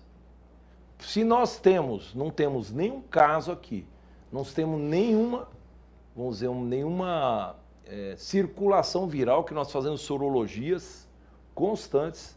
No Mato Grosso do Sul fazemos uma quantia de serologias, graças a termo de cooperação com a Senaxa, eles fazem 10 vezes mais sorologia que nós aqui no estado. E nós acompanhamos a sorologia deles e acompanhamos resultados também, que faz parte do termo de cooperação, que não tem circulação viral. O mundo se pergunta, mas por que estão vacinando? Não é a IAGRO que tirou a vacina, né? É um critério feito pelo Ministério da Agricultura. Ou seja, existe uma sustentabilidade e uma segurança sanitária. Senão, não se tirava. Fundo, o pessoal, vocês comentaram que tem um valor aqui no Mato Grosso do Sul de 5 milhões e pouco de recursos num fundo de proteção. Hoje está 7, ele estava 5, 7, né? Então, disso aí, 70% poderia ser usado para indenização. Mas não seria muito pouco em função de se houvesse um foco aqui no estado, por mais agilidade que vocês tivessem para isolar esse foco. E vocês vão montar um banco de vacinas também, né? Se porventura surgir um foco num raio, não sei de quantos quilômetros do foco, vocês vão vacinar todos os animais, é isso? Isso. Como é que funciona isso, João? Na realidade, se existe um foco, quem trouxe esse esse dado foi o Ministério da Agricultura através do Dr. Geraldo. O Dr. Geraldo, ele é o diretor da parte de sanidade e ele que trouxe o estudo. E ele mostrava lá, não sei se você chegou a acompanhar, que eu achei muito interessante, inclusive, se você for detectar esse foto no fato de 10 dias, você debela ele com uma facilidade, que é o quê? É chegar e abater os animais da propriedade em questão, fazer um círculo de 3 quilômetros, que você fica num sistema totalmente isolado, depois de 10 quilômetros, o total dá 25 quilômetros em volta daquele foco. O que acontece? Cai automaticamente o estado sanitário do país inteiro. Mas ele tem 3 meses para recuperar esse estado sanitário, que é de 3 a 24 meses. Então, quando eu levo lá, quando você fala da importância da presença do produtor rural, é justamente por isso. Porque se a gente detectar isso se eventualmente tiver um foco, né, que hoje não tem circulação viral, mas se tiver um foco, maior vigilância é parte do produtor rural. Se a gente tiver uma notificação, nós temos 12 horas para atender essa notificação. 12 horas. E eu mostrei lá como é que notifica. Como é que você notifica a Iagro? Um 0800? Não, tem um sistema que você pode entrar que chama Sisbravet. Você entra na página da Iagro, automaticamente você preenche e fala. Como é que o mercado mundial enxerga? Nós tivemos foco de aftosa o último há 17 anos. Nós não temos nenhuma notificação. Entendeu? Então, o que o mercado mundial vê? É como o caso aquela suspeita de vaca louca. Primeiro momento a gente acha que, nossa, derrubou, porque mercado...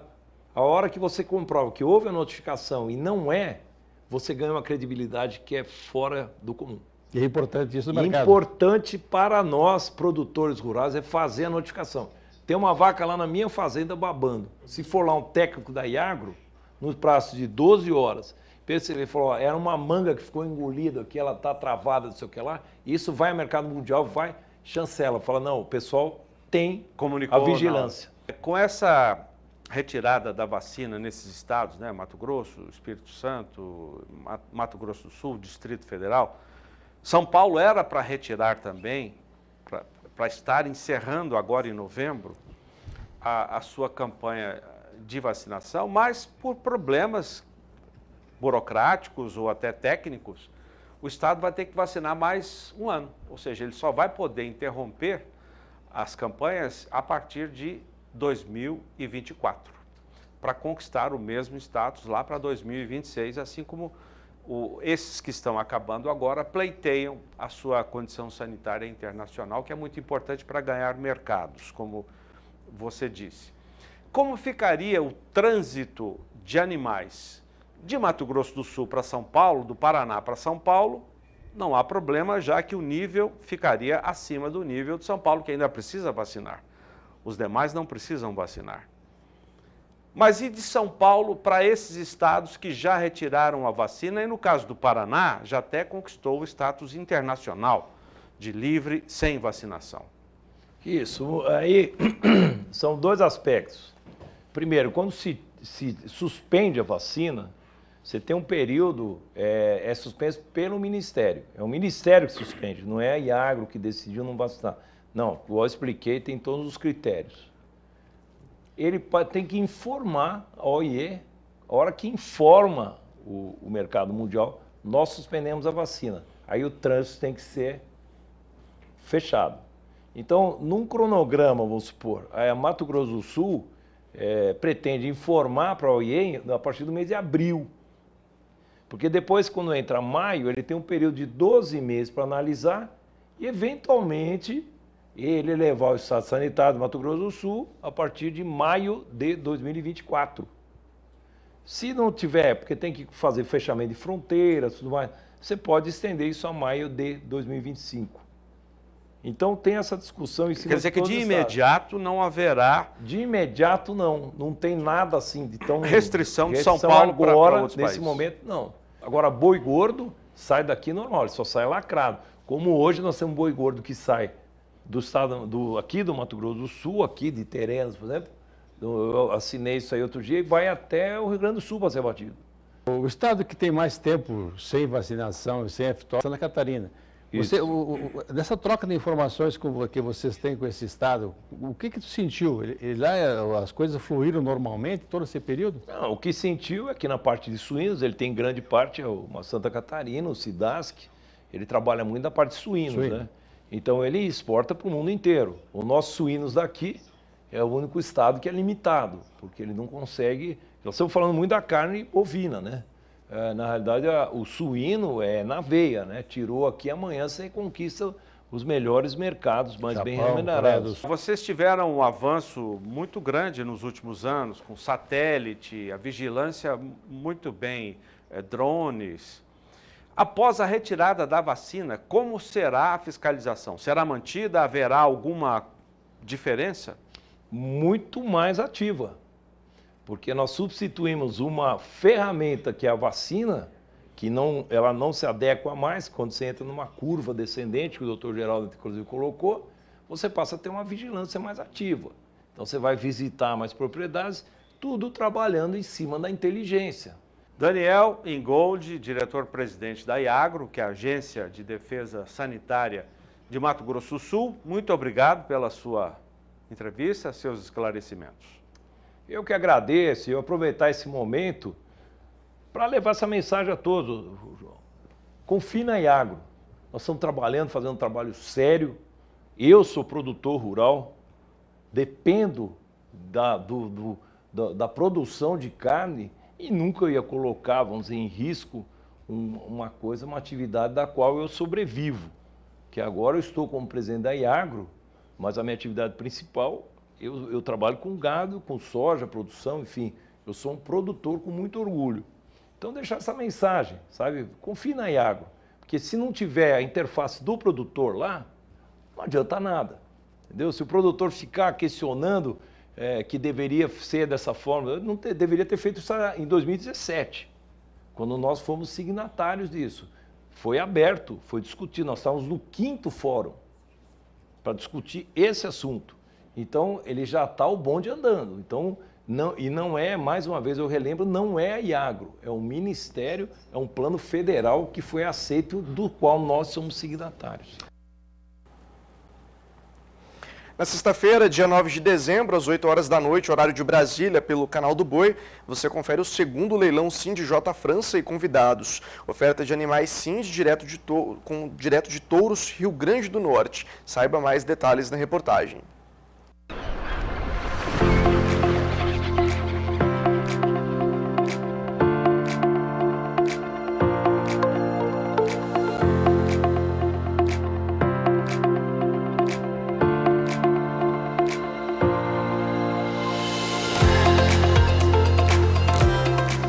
Aquela brisa de uma energia contagiante. Nós estamos na esquina do Brasil, onde o vento faz a curva, um terra pecuária muito especial, diretamente de Touros, no Rio Grande do Norte, para falar sobre os preparativos do leilão Sind J França, que chega à sua segunda edição.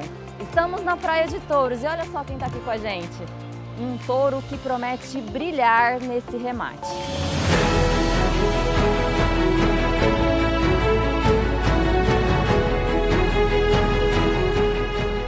Nem parece, mas já vai fazer um ano de uma confraternização que fechou o ano de 2021 com chave direita. Um evento de muita emoção, de muita união da família Sind, no leilão Sind J França, fazendo seu debut no mercado. E agora a gente chega à segunda edição. Estamos aqui na Fazenda Londrina, em Touros, no Rio Grande do Norte.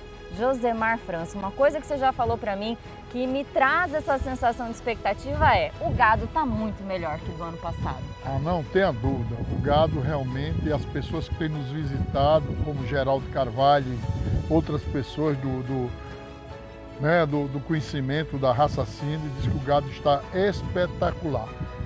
A gente tem que trabalhar para realmente uma finalidade, proporcionar uma genética realmente que agregue valores a nível nacional e internacional. Com certeza. É uma coisa gratificante para a gente aqui no Nordeste. compartilhar essa genética tão bela que é do Cine Castilho, que eu me orgulho de dizer que tenho uma genética Castilho na minha casa, com gado do Nordeste, está aí feito um gadão, como vocês verem, e pessoas maravilhosas, pessoas que nos apoiam, que nos dão incentivo, como a Haddad, o Ângelo e os demais amigos da raça, né? Todas pessoas parceiras, pessoas amigas, isso realmente é gratificante. Um gado manso, um gado tranquilo que você está vendo aí, isso tem realmente proporcionado uma grande abertura de mercado e mostrar ao Brasil que nós somos fortes. O agro é forte. Vocês sabem que quando foi na pandemia, se não fosse o agro, esse país tinha de casa abaixo. E hoje o agro está mostrando novamente a sua capacidade de resistência e de força para erguer uma grande nação.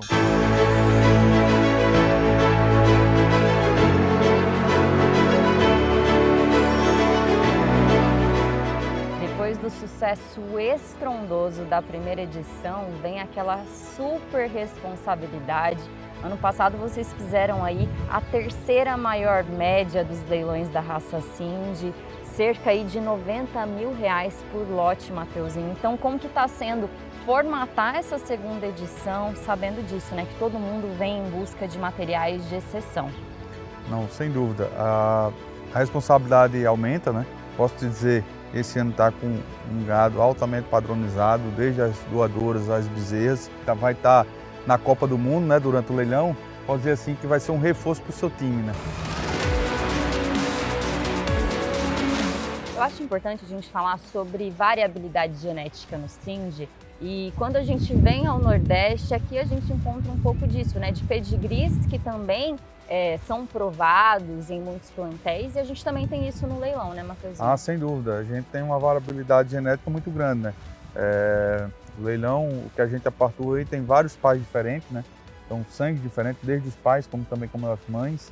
Então, a abertura de sangue, para utilizar hoje com os touros mais modernos que tem existente da raça, disponibilizando isso e fazer a diferença mais na frente, né? O Rio Grande do Norte vai tremer com a alta genética apresentada pelo plantel e pelos convidados. Vale destacar a venda de 50% de Juritinga Five da Estiva, filha do guerreiro, na Elisa Five Cariri, ou seja, irmã própria do grande campeão nacional Jundu da Estiva. Segue com genômica para A2A2. Atenção também para uma filha da jangada com o Suspiro E, que é irmã própria de grandes matriarcas da raça, como Teoria, Triagem e Belga. Ela é Ubiara Five da Estiva, disponibilizada em 50% e com uma lactação acima de 3.000 litros e PTA acima de 100.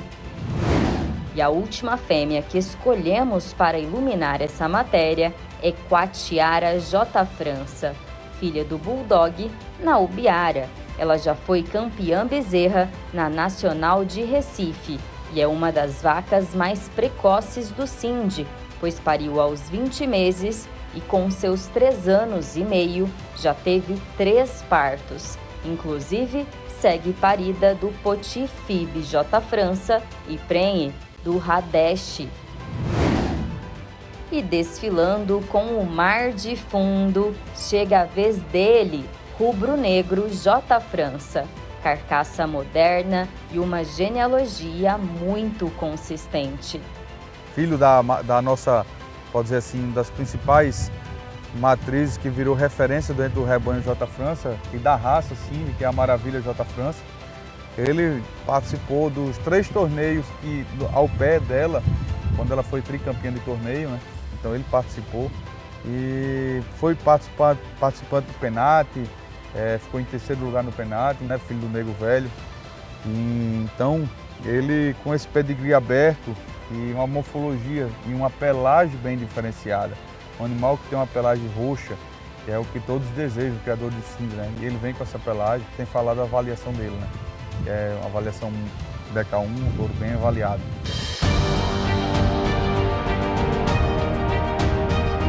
A gente tem uma novidade esse ano. temos uma etapa genética. Queria que você falasse sobre isso, Matheusinho. O que vocês estão preparando? Essa etapa será no dia 11, domingo, um leilão virtual que será transmitido aí pelo Connect Play. Alguns animais voltados mais a campo, mais de uma morfologia diferenciada, animais muito bem avaliados, tanto das vacas como as novilhas também. Para pessoas que queiram entrar na raça e estejam procurando também novilhas e animais de produção, a gente vai estar ofertando aí, atendendo esse mercado, com animais muito bem preparados, muito bem tratados. Vamos ofertar também na etapa genética também as aspirações de nossas principais doadoras. Então, oportunidade para quem tem aquele criador que gosta de comprar aspiração dos produtos já nascer com sua marca, né? Primeiro leilão, etapa genética, mas com um nível bem alto. Isso aí eu posso dizer. E é assim que a gente encerra essa reportagem aqui com a família Cindy J. França, com um convite muito especial para todos que estão assistindo ao Terra Pecuária, né, Josemar? Lógico, estamos aqui em Touros, Rio Grande do Norte, no resort Vila Galé, essa beleza de hotel maravilhoso, proporcionar a todos vocês uma boa acomodação, bons dias aqui de descanso, confraternização de todos nós da raça Cindy. O coração aqui está transbordando, esperando todos vocês do Brasil e fora do Brasil, meus amigos, minhas amigas. Estamos aqui na terra do Bom Jesus dos navegantes. É isso daí, dia 9 de dezembro, onde que é, João Pedro? Esperamos todos vocês aqui no Resort Vila Galé. E se não puderem vir, nos acompanhe pelo canal do Boi. Valeu, galera! Isso aí, gente. Mais informações com a Connect Leilões e com as assessorias que vão estar aparecendo aqui, ó, no GC.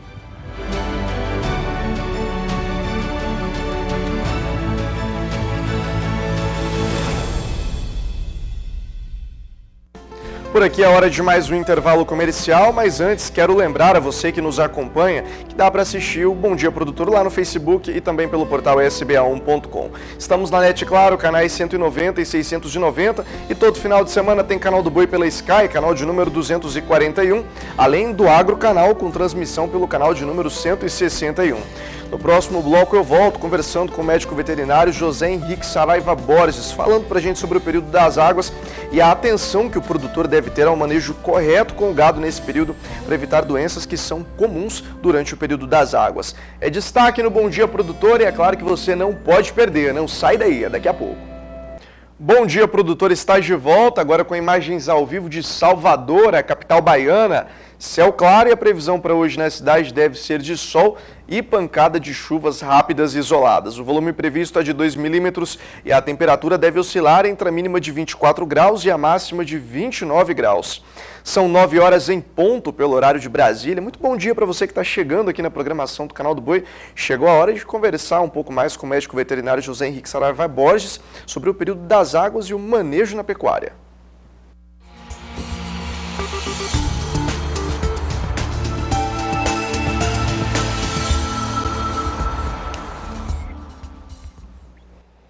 José Henrique Saraiva Borges aqui do meu lado para bater um papo com a gente no Bom Dia Produtor sobre o período das águas e as doenças que são comuns nesse período do ano. Zé, obrigado pela sua participação, muito bom dia. Bom dia, Vinícius, bom dia, amigos. É um tema extremamente interessante. O Bom Dia Produtor sempre se antecipando aos problemas para evitar prejuízo econômico aos nossos pecuaristas. Vou começar te perguntando se é realmente nesse período que algumas doenças que podem ser evitadas começam a aparecer nos rebanhos? Sem dúvida. É um período que no Brasil chove em quase todos os estados e a união de umidade com um clima quente predispõe o desenvolvimento de bactérias e parasitas. Então, essas doenças que vão surgir nesse período são doenças ligadas aos parasitas e às bactérias que vão causar pneumonias, diarreias e por aí em diante. Qual é o tipo de doença mais comum que a gente encontra nos animais? Acho que a gente podia começar com os bezerros nascendo. Então agora é a época dos bezerros nascendo, nesse período chuvoso, a gente tem um grande problema do umbigo dos bezerros, que muitos produtores acham que simplesmente é um umbiguinho ali de fora e esquece que o umbigo ele tem comunicação com a bexiga e com o fígado. Então muitas doenças podem vir para dentro do animal em íntimo contato com a bexiga e com o fígado e provocar problemas futuros, como pneumonia, diarreia e artrite séptica. Aqui no estado a gente chama muito de bezerro caruara. Quando incha a articulação, o bezerro fica manco e muitas vezes aleijado para o resto da vida, quando não vem a óbito, né, Vinícius? Então, nesse período que chove, muita gente tem muita mosca. Essa mosca coloca o ovo no umbigo e causa a miíase, comumente chamada de bicheira. Então, um dos grandes problemas que a gente tinha que começar a pensar nesse período de chuva e calor, que tem muita mosca, seria o desenvolvimento das ónfaloflebites, que são as infecções do umbigo.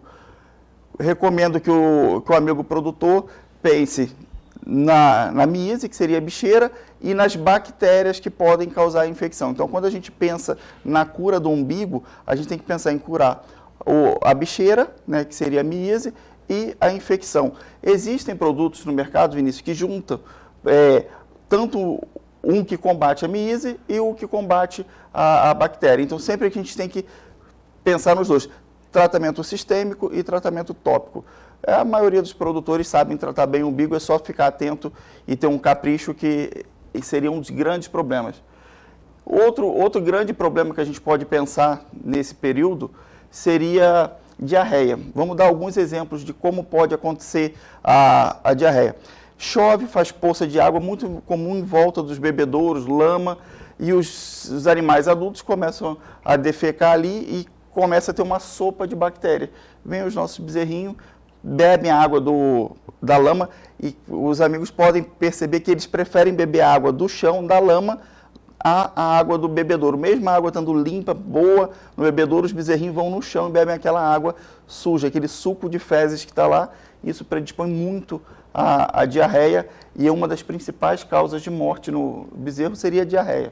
A gente vê aí na tela, inclusive, imagens de gado leiteiro. É um pouco mais propício esse tipo de situação para gado de leite? Ou, na verdade, é igual com gado de corte? O gado de leite é muito difícil a gente evitar a lama. Por mais que o produtor tente, coloque areia, troque entradas da sala de ordenha, mas a lama é quase que impossível você tirar do sistema semi-intensivo ou extensivo de gado leiteiro. E aí a gente tem dois problemas, que seria a lama causando a diarreia no bezerro e a lama amolecendo e enfraquecendo o casco das vacas.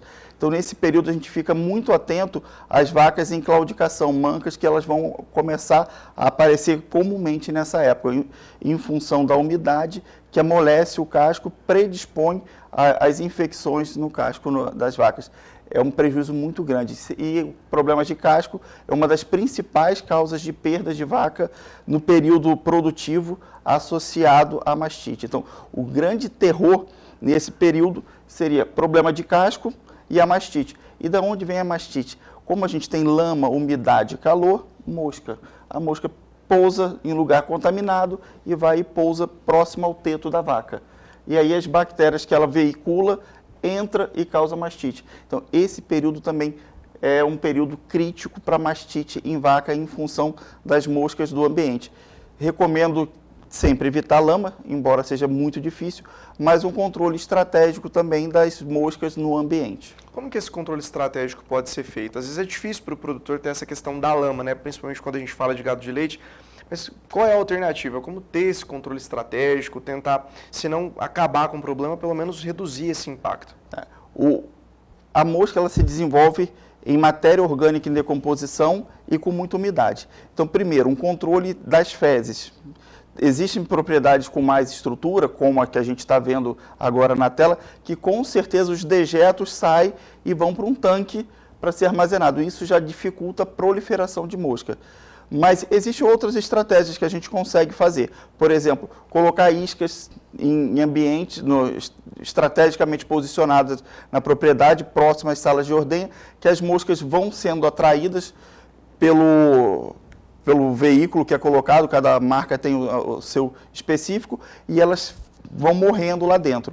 Outras existem venenos também que atraem a mosca pousa no veneno e morre. Então, a gente tem várias estratégias para evitar a mosca. Existe também a homeopatia, muito utilizada hoje em dia para evitar a mosca. Mas, nesse período, especialmente para o gado de leite, a gente tem uma sobra de comida que aumenta a produção, porém vem os dois grandes problemas para as vacas, que seria umidade no casco e mastite.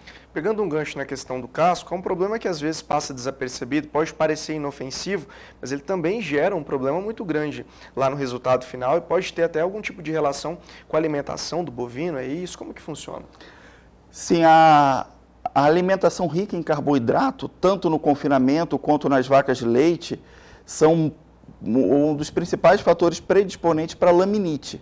A laminite é uma doença muito comum em cavalo e boi, que cursam de forma diferente na espécie, na maioria das vezes. O cavalo cursa de forma aguda, os pecuaristas muitos chamam de aguamento. É muito comum esse nome comum de laminite, aguamento em cavalo. O cavalo ele simplesmente para de andar, trava e não consegue fazer nenhuma atividade. E hoje é uma das principais causas de perda também do cavalo na sua fase atlética. Já no gado, a manifestação da mesma doença, que tem a mesma origem no carboidrato, que seria milho, trigo, aveia, que os bovinos comem, ração, que são formuladas com esses ingredientes, ela se manifesta de forma diferente, seria crônico. As lesões, elas vêm de pouquinho em pouquinho, causam fissuras no casco, achinelamento, são várias alterações morfológicas no casco que, junto com a lama e o amolecimento em função da água nesse período, predispõe à entrada de bactéria e aí causa a podridão de casco, que é chamado foot rot, tem sola dupla, perfuração de sola e tem diversos fatores que vêm em função da associação da lama com a laminite e pedra também. Um lugar que tem muita pedra ajuda a machucar mais ainda o casco e com isso, a infecção sai do estojo do casco e entra no tecido vivo e o animal começa a mancar muito. Muitas vezes ele nem levanta mais para se alimentar. Então, a associação da mastite com esse problema de casco, essas vacas, na maioria das vezes, são descartadas porque impossibilita a capacidade dela produzir leite, se alimentar e é um grande prejuízo. A gente faz muita cirurgia em vaca de retirar uma unha. Quando já está em estágio muito avançado, a gente faz a amputação de um dos dígitos para a vaca poder continuar ainda por um período a sua vida produtiva. Depois dessa cirurgia, ainda volta a garantir um bom resultado, como apresentava antes, ou ela já fica um pouco mais comprometida? Sim, ela volta ao bom resultado porque a gente tira a parte que ela sentia dor. Então, ela vai começar a andar, comer, vai produzir normalmente. O grande problema é que a gente sobrecarrega a unha que sobrou, o dedo que sobrou. E aí, inevitavelmente, uns 2, 3, 4 anos posteriores, essa unha sobrecarregada vai ter problema. Então, a gente teria uma ampliação da vida útil da vaca que iria perder nesse momento. Mas, com certeza, ela não chegaria à sua fase de 10, 12 anos produzindo, seria praticamente impossível. A gente aumentaria por mais 2, 3 anos a vida produtiva dessa vaca. O que muita gente faz em vacas de alto valor zootécnico é, nesse período, fazer o máximo que puder fazer de embrião, de FIV, para poder multiplicar essa genética. Isso é muito comum. Agora, Zé, a gente estava comentando no início um pouco sobre a questão dos equinos também. A forma como problemas de casco se manifesta tanto no equino quanto no bovino é muito próxima? O tratamento é igual? Ou tem diferença na questão de manifestação da doença, de tratamento? Tem uma diferença grande. Porque dentro do casco, a grande diferença entre elas, o bovino e o equino, é que dentro do casco tem um osso, que é chamado de terceira falange. Ele fica nessa posição. O bovino, na laminite, o osso normalmente, não sempre, mas na grande maioria das vezes, ele se movimenta em função da doença nesse sentido. Ele faz a rotação. A gente fala que houve a rotação da terceira falange. E conforme o grau dessa rotação, a gente vai avaliar se ele vai voltar ou não para a vida atlética desse animal. O bovino, o osso, ao invés de rodar assim, ele afunda. E esse afundamento sobrecarrega a sola embaixo. Então, em cavalo, a gente faz muito trabalho assim, de cascamento, ferrajamento e gelo. O bovino, a gente vê já as lesões crônicas em função desse afundamento do osso. E aí, o tratamento já seria mais corretivo em função das lesões. A gente casqueia o bovino e trata as lesões. O cavalo muitas vezes não chega a ter lesões graves de casco na sua fase inicial, que é onde a gente percebe o problema. Agora, é uma coisa que dá para prevenir, tem como se precaver antes de acontecer. Sem dúvida. O grande problema é tratar o animal com rações balanceadas. E eu vejo muito em cavalo, principalmente aqui no nosso estado, no Mato Grosso do Sul, o pessoal, os produtores compram uma ração extremamente balanceada, muito boa, e com ela mistura aveia, trigo, mas aqui no Mato Grosso do Sul como uma aveia em função da oferta. No Rio de Janeiro é muito comum farelo de trigo, que eu sou do Rio de Janeiro. Usam muito na ração farelo de trigo, misturada à ração. Então seria mais ou menos, pensando em cachorro, a gente compra a melhor ração que tem no mercado, a mais balanceada, faz um arroz, faz uma mistura e dá. Então a gente desbalanceia a ração e esse desbalanceamento que a gente promove na ração pode predispor a esses problemas. O principal problema, então, no período das águas pode ser considerado a alimentação para o animal que vai enfrentar esse ciclo? Pensando em laminite, sim. Mas pensando em infecção de umbigo, seria a mosca, que causaria maior problema. E nesse período agora que a gente está, exatamente essa semana, que seria a transição, que a gente está saindo do período seco e indo para a chuva, começando a vir a chuva aqui no nosso estado, a gente tem uma alteração de controle estratégico de parasita, que a gente recomenda o controle estratégico para parasita internos, os vermes, né, no início da seca, no meio e no final da seca. Para o carrapato, a gente recomenda para o bovino 3 tratamentos no início da chuva. Começou a chover, você começa a tratar agora. E a cada 22 dias você faz um novo tratamento para evitar o ciclo do animal. O que é isso? Agora que está chovendo, a gente tem pouco carrapato. Então, se a gente conseguir conter esse pouco agora, dificilmente a gente vai ter uma grande infestação lá na frente nas águas. Então, esse final da seca, início das águas, é exatamente um período que a gente tem que tratar tanto o verme interno quanto o carrapato. E existem no mercado os produtos que pegam os dois. Então, se consulte um veterinário, procura uma orientação, que nesse período a gente consegue tratar estrategicamente, como recomendado pela Embrapa, tanto os endoparasitas quanto os ectoparasitas. E pensando em parasita também, esse período é o período da mosca do chifre, começando a desenvolver em função da chuva, né? Que é outro problema também evitável. Sem dúvida, tudo é evitável. Quando a gente controla o inimigo enquanto ele está fraco, é sempre mais fácil. Se a gente pensar que agora vai ter umidade e calor e os parasitas vão se desenvolver com maior facilidade, a gente tem que evitar deles desenvolverem agora. Então, todo o controle estratégico, a gente tem que pegar o inimigo no começo. Não deixa ele crescer, pegar força, para aí sim a gente pensar em combater. Isso é estratégica de qualquer coisa, não só na pecuária, falando em parasita. A gente não deixa o inimigo crescer, ficar forte para a gente lutar contra ele. Vamos combater no começo. Então agora é o período de pensar em combater os parasitas para não deixar daqui a 2, 3 meses uma alta infestação e a gente ter que trabalhar isso. Porque o grande problema do parasita não é o animal parasitado, e sim a pastagem ou o ambiente parasitado. Então, quando ele tiver muito o ambiente contaminado, eu vou tratar o animal, vou matar os parasitas, daqui a uma semana, 10 dias, quando acabar o efeito do medicamento, ele se reinfesta. O controle estratégico visa não contaminar a pastagem. Esse é o grande segredo desse período que a gente está começando.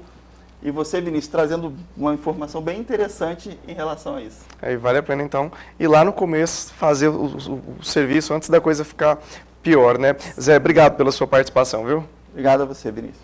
Ó, para você aí de casa, a entrevista vai ficar disponível lá no portal esba1.com. Acabei de conversar com o José Henrique Saraiva Borges, médico veterinário, falando sobre os cuidados no período das águas.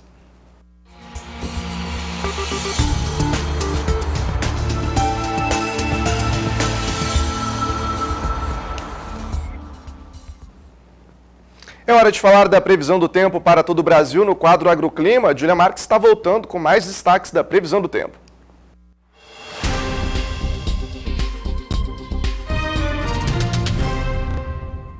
Vinícius, estou de volta e agora trago mais detalhes sobre os contrastes que marcam a previsão desta quarta-feira. Enquanto os temporais atingem no sudeste e no norte do país, uma onda de calor invade a região sul do Brasil. Para esta quarta, inclusive, a região sul está fora da área de alertas para temporais.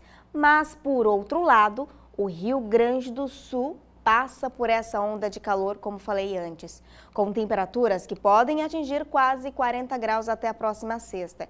Na fronteira ali oeste, por exemplo. Nessa mesma área do estado gaúcho, a umidade do ar fica em alerta de 10% a 20% e não se descarta o risco para incêndios. Já as pancadas de chuva estão previstas de forma isolada no litoral norte de Santa Catarina e na maior parte do Paraná, inclusive na Grande Curitiba.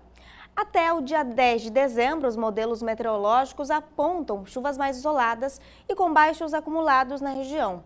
E o que acontece se o tempo continuar assim, como esse tempo mais firme e com pouca chuva prevista para o estado do Rio Grande do Sul, pode sim acabar atrapalhando a germinação da soja, que já foi até plantada, havendo chance para replantio. Já entre os dias 11 e 15 de dezembro, as chuvas devem ganhar força no litoral do Rio Grande do Sul, também de Santa Catarina e pegando boa parte do Paraná, com acumulados próximos dos 30 milímetros, podendo chegar aos 50 no extremo norte paranaense. Por outro lado, o centro-sul gaúcho ainda fica ali com chuvas mais isoladas e com baixos volumes. No sudeste, boa parte do estado mineiro, Rio de Janeiro, sul do Espírito Santo e o norte paulista ficam em alerta para tempestades e com ventania. A capital fluminense e mineira estão no caminho dos temporais. Já em Vitória, a chuva cai com moderada a forte intensidade e pode vir até com raios. No sul, em partes do litoral e na região metropolitana de São Paulo, as chuvas devem ser mais isoladas. E a tendência é que até sábado, Minas Gerais, centro-sul do Rio de Janeiro e áreas do norte de São Paulo recebam chuva com volumes de até 30 milímetros, podendo chegar aos 50 pontualmente em Minas Gerais.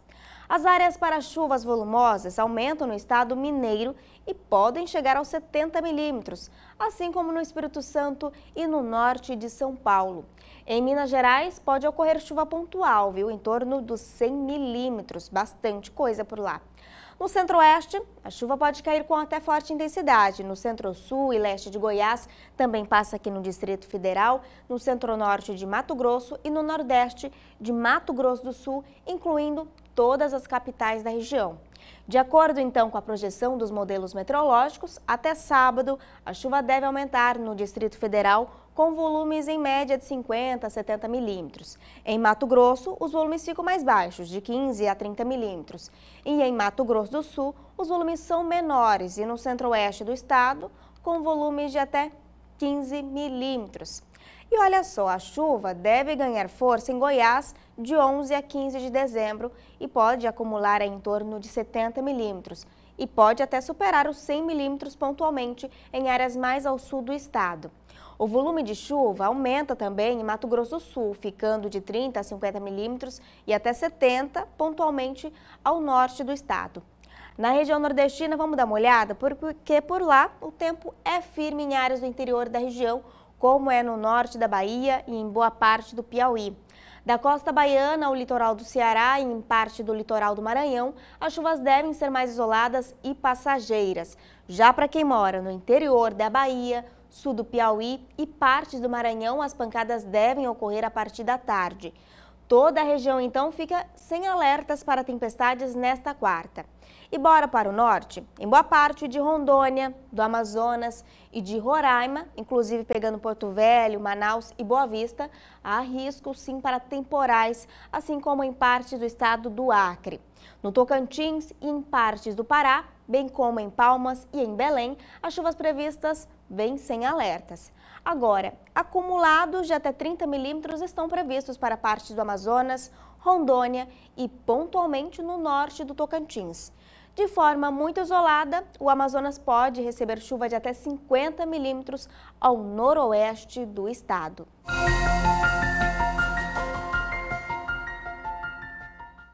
Agora chegou a sua vez aqui no Agroclima. A previsão do tempo hoje vai para o Mário Sérgio, de Ponta Porã, Mato Grosso do Sul. Mário, muito obrigada por acompanhar o nosso programa. Olha só, hoje nos próximos 3 dias, a previsão indica pancadas de chuva, acompanhadas por aberturas de sol e trovoadas. Com relação às temperaturas, máxima para hoje 33 graus e a mínima 22. Essa outra previsão aqui vai para o Alan Oliveira, de Rio do Pires, Bahia. Alan, muito obrigada por sempre acompanhar as nossas previsões. Hoje, nos próximos 2 dias, tem precipitações rápidas aí na sua cidade. Já no sábado, o tempo fica assim, fechado e mais chuvoso. A máxima desta quarta, 32 graus e a mínima, 19. Não se esqueça de pedir a sua previsão aqui no Agroclima. É bem fácil, basta enviar uma mensagem para o nosso WhatsApp no número 67 992 64 7810 ou pelo nosso canal no YouTube. Lembre-se de colocar o seu nome completo e a cidade para a qual você quer saber a previsão do tempo.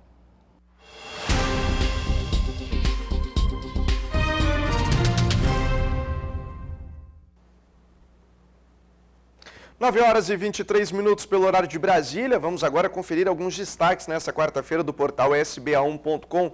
Direto da redação do Canal do Boi, as informações com Daniel Catuver, trazendo mais detalhes. Meu amigo, muito bom dia, seja bem-vindo.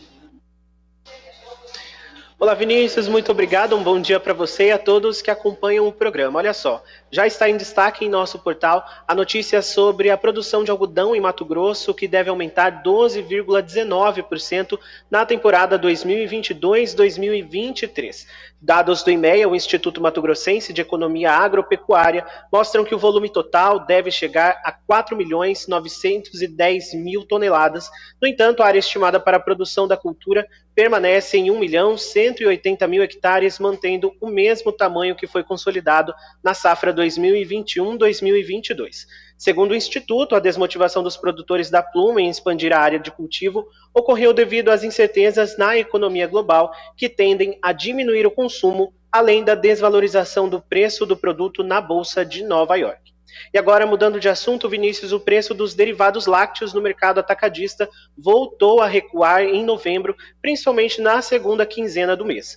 De acordo com informações do Cileite, o Centro de Inteligência do Leite da Embrapa, as vendas seguem fracas no varejo e as negociações varejo-indústria continuam difíceis, com os varejistas buscando recomposição de margens. A desaceleração no atacado acabou afetando também o mercado spot e os preços ao produtor. Pelo lado da oferta, o volume de leite segue crescendo via produção nacional e importações. No lado macroeconômico, os números de emprego, renda e inflação continuam melhorando, mas ainda não refletiu em mudanças mais significativas na demanda final. Vinícius, estes são alguns dos destaques do portal sba1.com. Encerro aqui a minha participação, convidando a todos para acessar o nosso portal de notícias e também para seguir o Canal do Boi nas redes sociais. Uma ótima quarta-feira para todo mundo. Valeu, Daniel. Obrigado pela sua participação aqui no Bom Dia, produtor. São 9 horas e 25 minutos, horário de Brasília. A produção de perus e aves natalinas vai crescer até 5% nesse ano. A gente conversa agora com Walter Puga Júnior, trazendo informações sobre isso. Puga, caminho de recuperação, como de costume dos últimos anos? Bom dia. Tivemos um pequeno problema com o áudio do Puga, a gente vai corrigir. Se der tempo, ele ainda volta já na reta final aqui do Bom Dia, produtor. Mas quero aproveitar o gancho aí do que o Daniel Catuver estava falando para a gente sobre o portal sba1.com, para você aproveitar e dar uma passada lá no nosso portal e ficar por dentro da nossa agenda de leilões. Está caminhando para o final do ano, mas ainda dá tempo de você fazer bons negócios aqui pelas lentes do Canal do Boi. A agenda completa para você, tem os próximos leilões do Pecuária BR para você entrar, ficar por dentro, fazer bons negócios. Puga agora tá ok, vai voltar aqui a conversar com a gente, trazendo os destaques dele nessa manhã. Puga, é com você. Pois é, a produção de perus e aves natalinas, e pelo jeito já estamos em recuperação dos costumes, né? Pós-pandemia, né? Ou seja, voltamos àquela fase pré-pandemia, quando nós tínhamos normalmente um aumento do consumo de perus, aves natalinas no final do ano. Parece que desta vez estamos caminhando por uma recuperação aí, pelo menos dos costumes. A produção no Rio Grande do Sul vai crescer até 5%, tanto para perus como aves natalinas, este ano. E mais, a receita vai superar R$1 bilhão. No Rio Grande do Sul, essa produção deverá ter, portanto, um aumento de 5% em comparação com o ano anterior, é o que diz a Associação Gaúcha de Avicultura, né? Os preços também devem subir, viu? Sobem entre 10% e 15%. E o quilo do peru pode chegar, em média, a R$ 22,00, enquanto as demais aves devem chegar aí entre R$ 12 até R$ 15,00. Segundo a Associação Gaúcha de Avicultura, a quantidade produzida de perus e aves natalinas deverá alcançar 59 mil toneladas este ano. As estimativas indicam um faturamento aí superior, vou repetir, a R$ 1 bilhão, ou seja, 15% mais do que o registrado no ano anterior. Lógico, a demanda deve crescer. O aumento da produção e os preços seguem as oscilações da economia, como era de se esperar, né? Não se avançou muito em volumes, registrou-se alguma reposição de preços, porque os custos de produção continuam em patamares elevados e mais. Essas aves natalinas requerem aí um investimento maior, um manejo diferenciado, uma condição de ração, uso de ração melhor e condição genética diferenciada, como lembrava o presidente da Associação do Rio Grande do Sul, de Avicultura do Rio Grande do Sul, José Eduardo dos Santos. Mas, enquanto isso, continua a preocupação com a gripe aviária, viu? E Santa Catarina reforça as medidas de prevenção,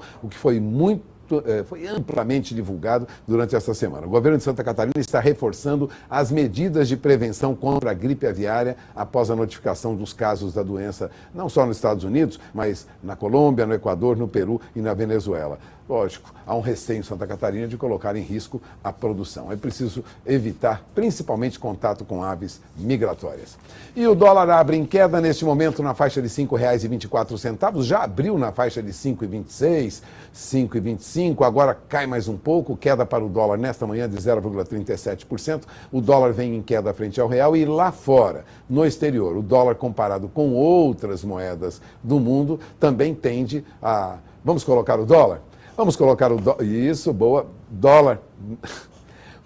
Principais índices do mundo eu acompanho aqui. Veja bem, o índice dólar opera agora com queda de 0,19% na faixa de 105 mil pontos. Agora, os preços desabam mesmo, viu, Vinícius? É para o petróleo. O petróleo fechou em queda firme ontem com temores de recessão na economia mundial. Petróleo influencia, não determina, mas influencia a cotação das demais commodities agropecuárias, commodities metálicas. E ontem nós tivemos negociações com queda de 4% para o petróleo tipo Brent na Bolsa de Londres. Neste momento, o petróleo tem uma leve recuperação, mas veja, petróleo já é negociado no mercado futuro para fevereiro abaixo de $80 o barril. Isso indica que os preços cedem porque há mesmo uma expectativa de uso menor de energia lá na frente, portanto uma recessão na economia. Eu vou encerrando por aqui a minha participação. Durante a nossa programação, os nossos telespectadores terão mais informações sobre a evolução dos negócios no mercado, não só dos principais produtos agropecuários, mas também as principais informações do mercado financeiro. É com você. Tá certo, Pulga. Obrigado pela sua participação. Ótimo dia para você.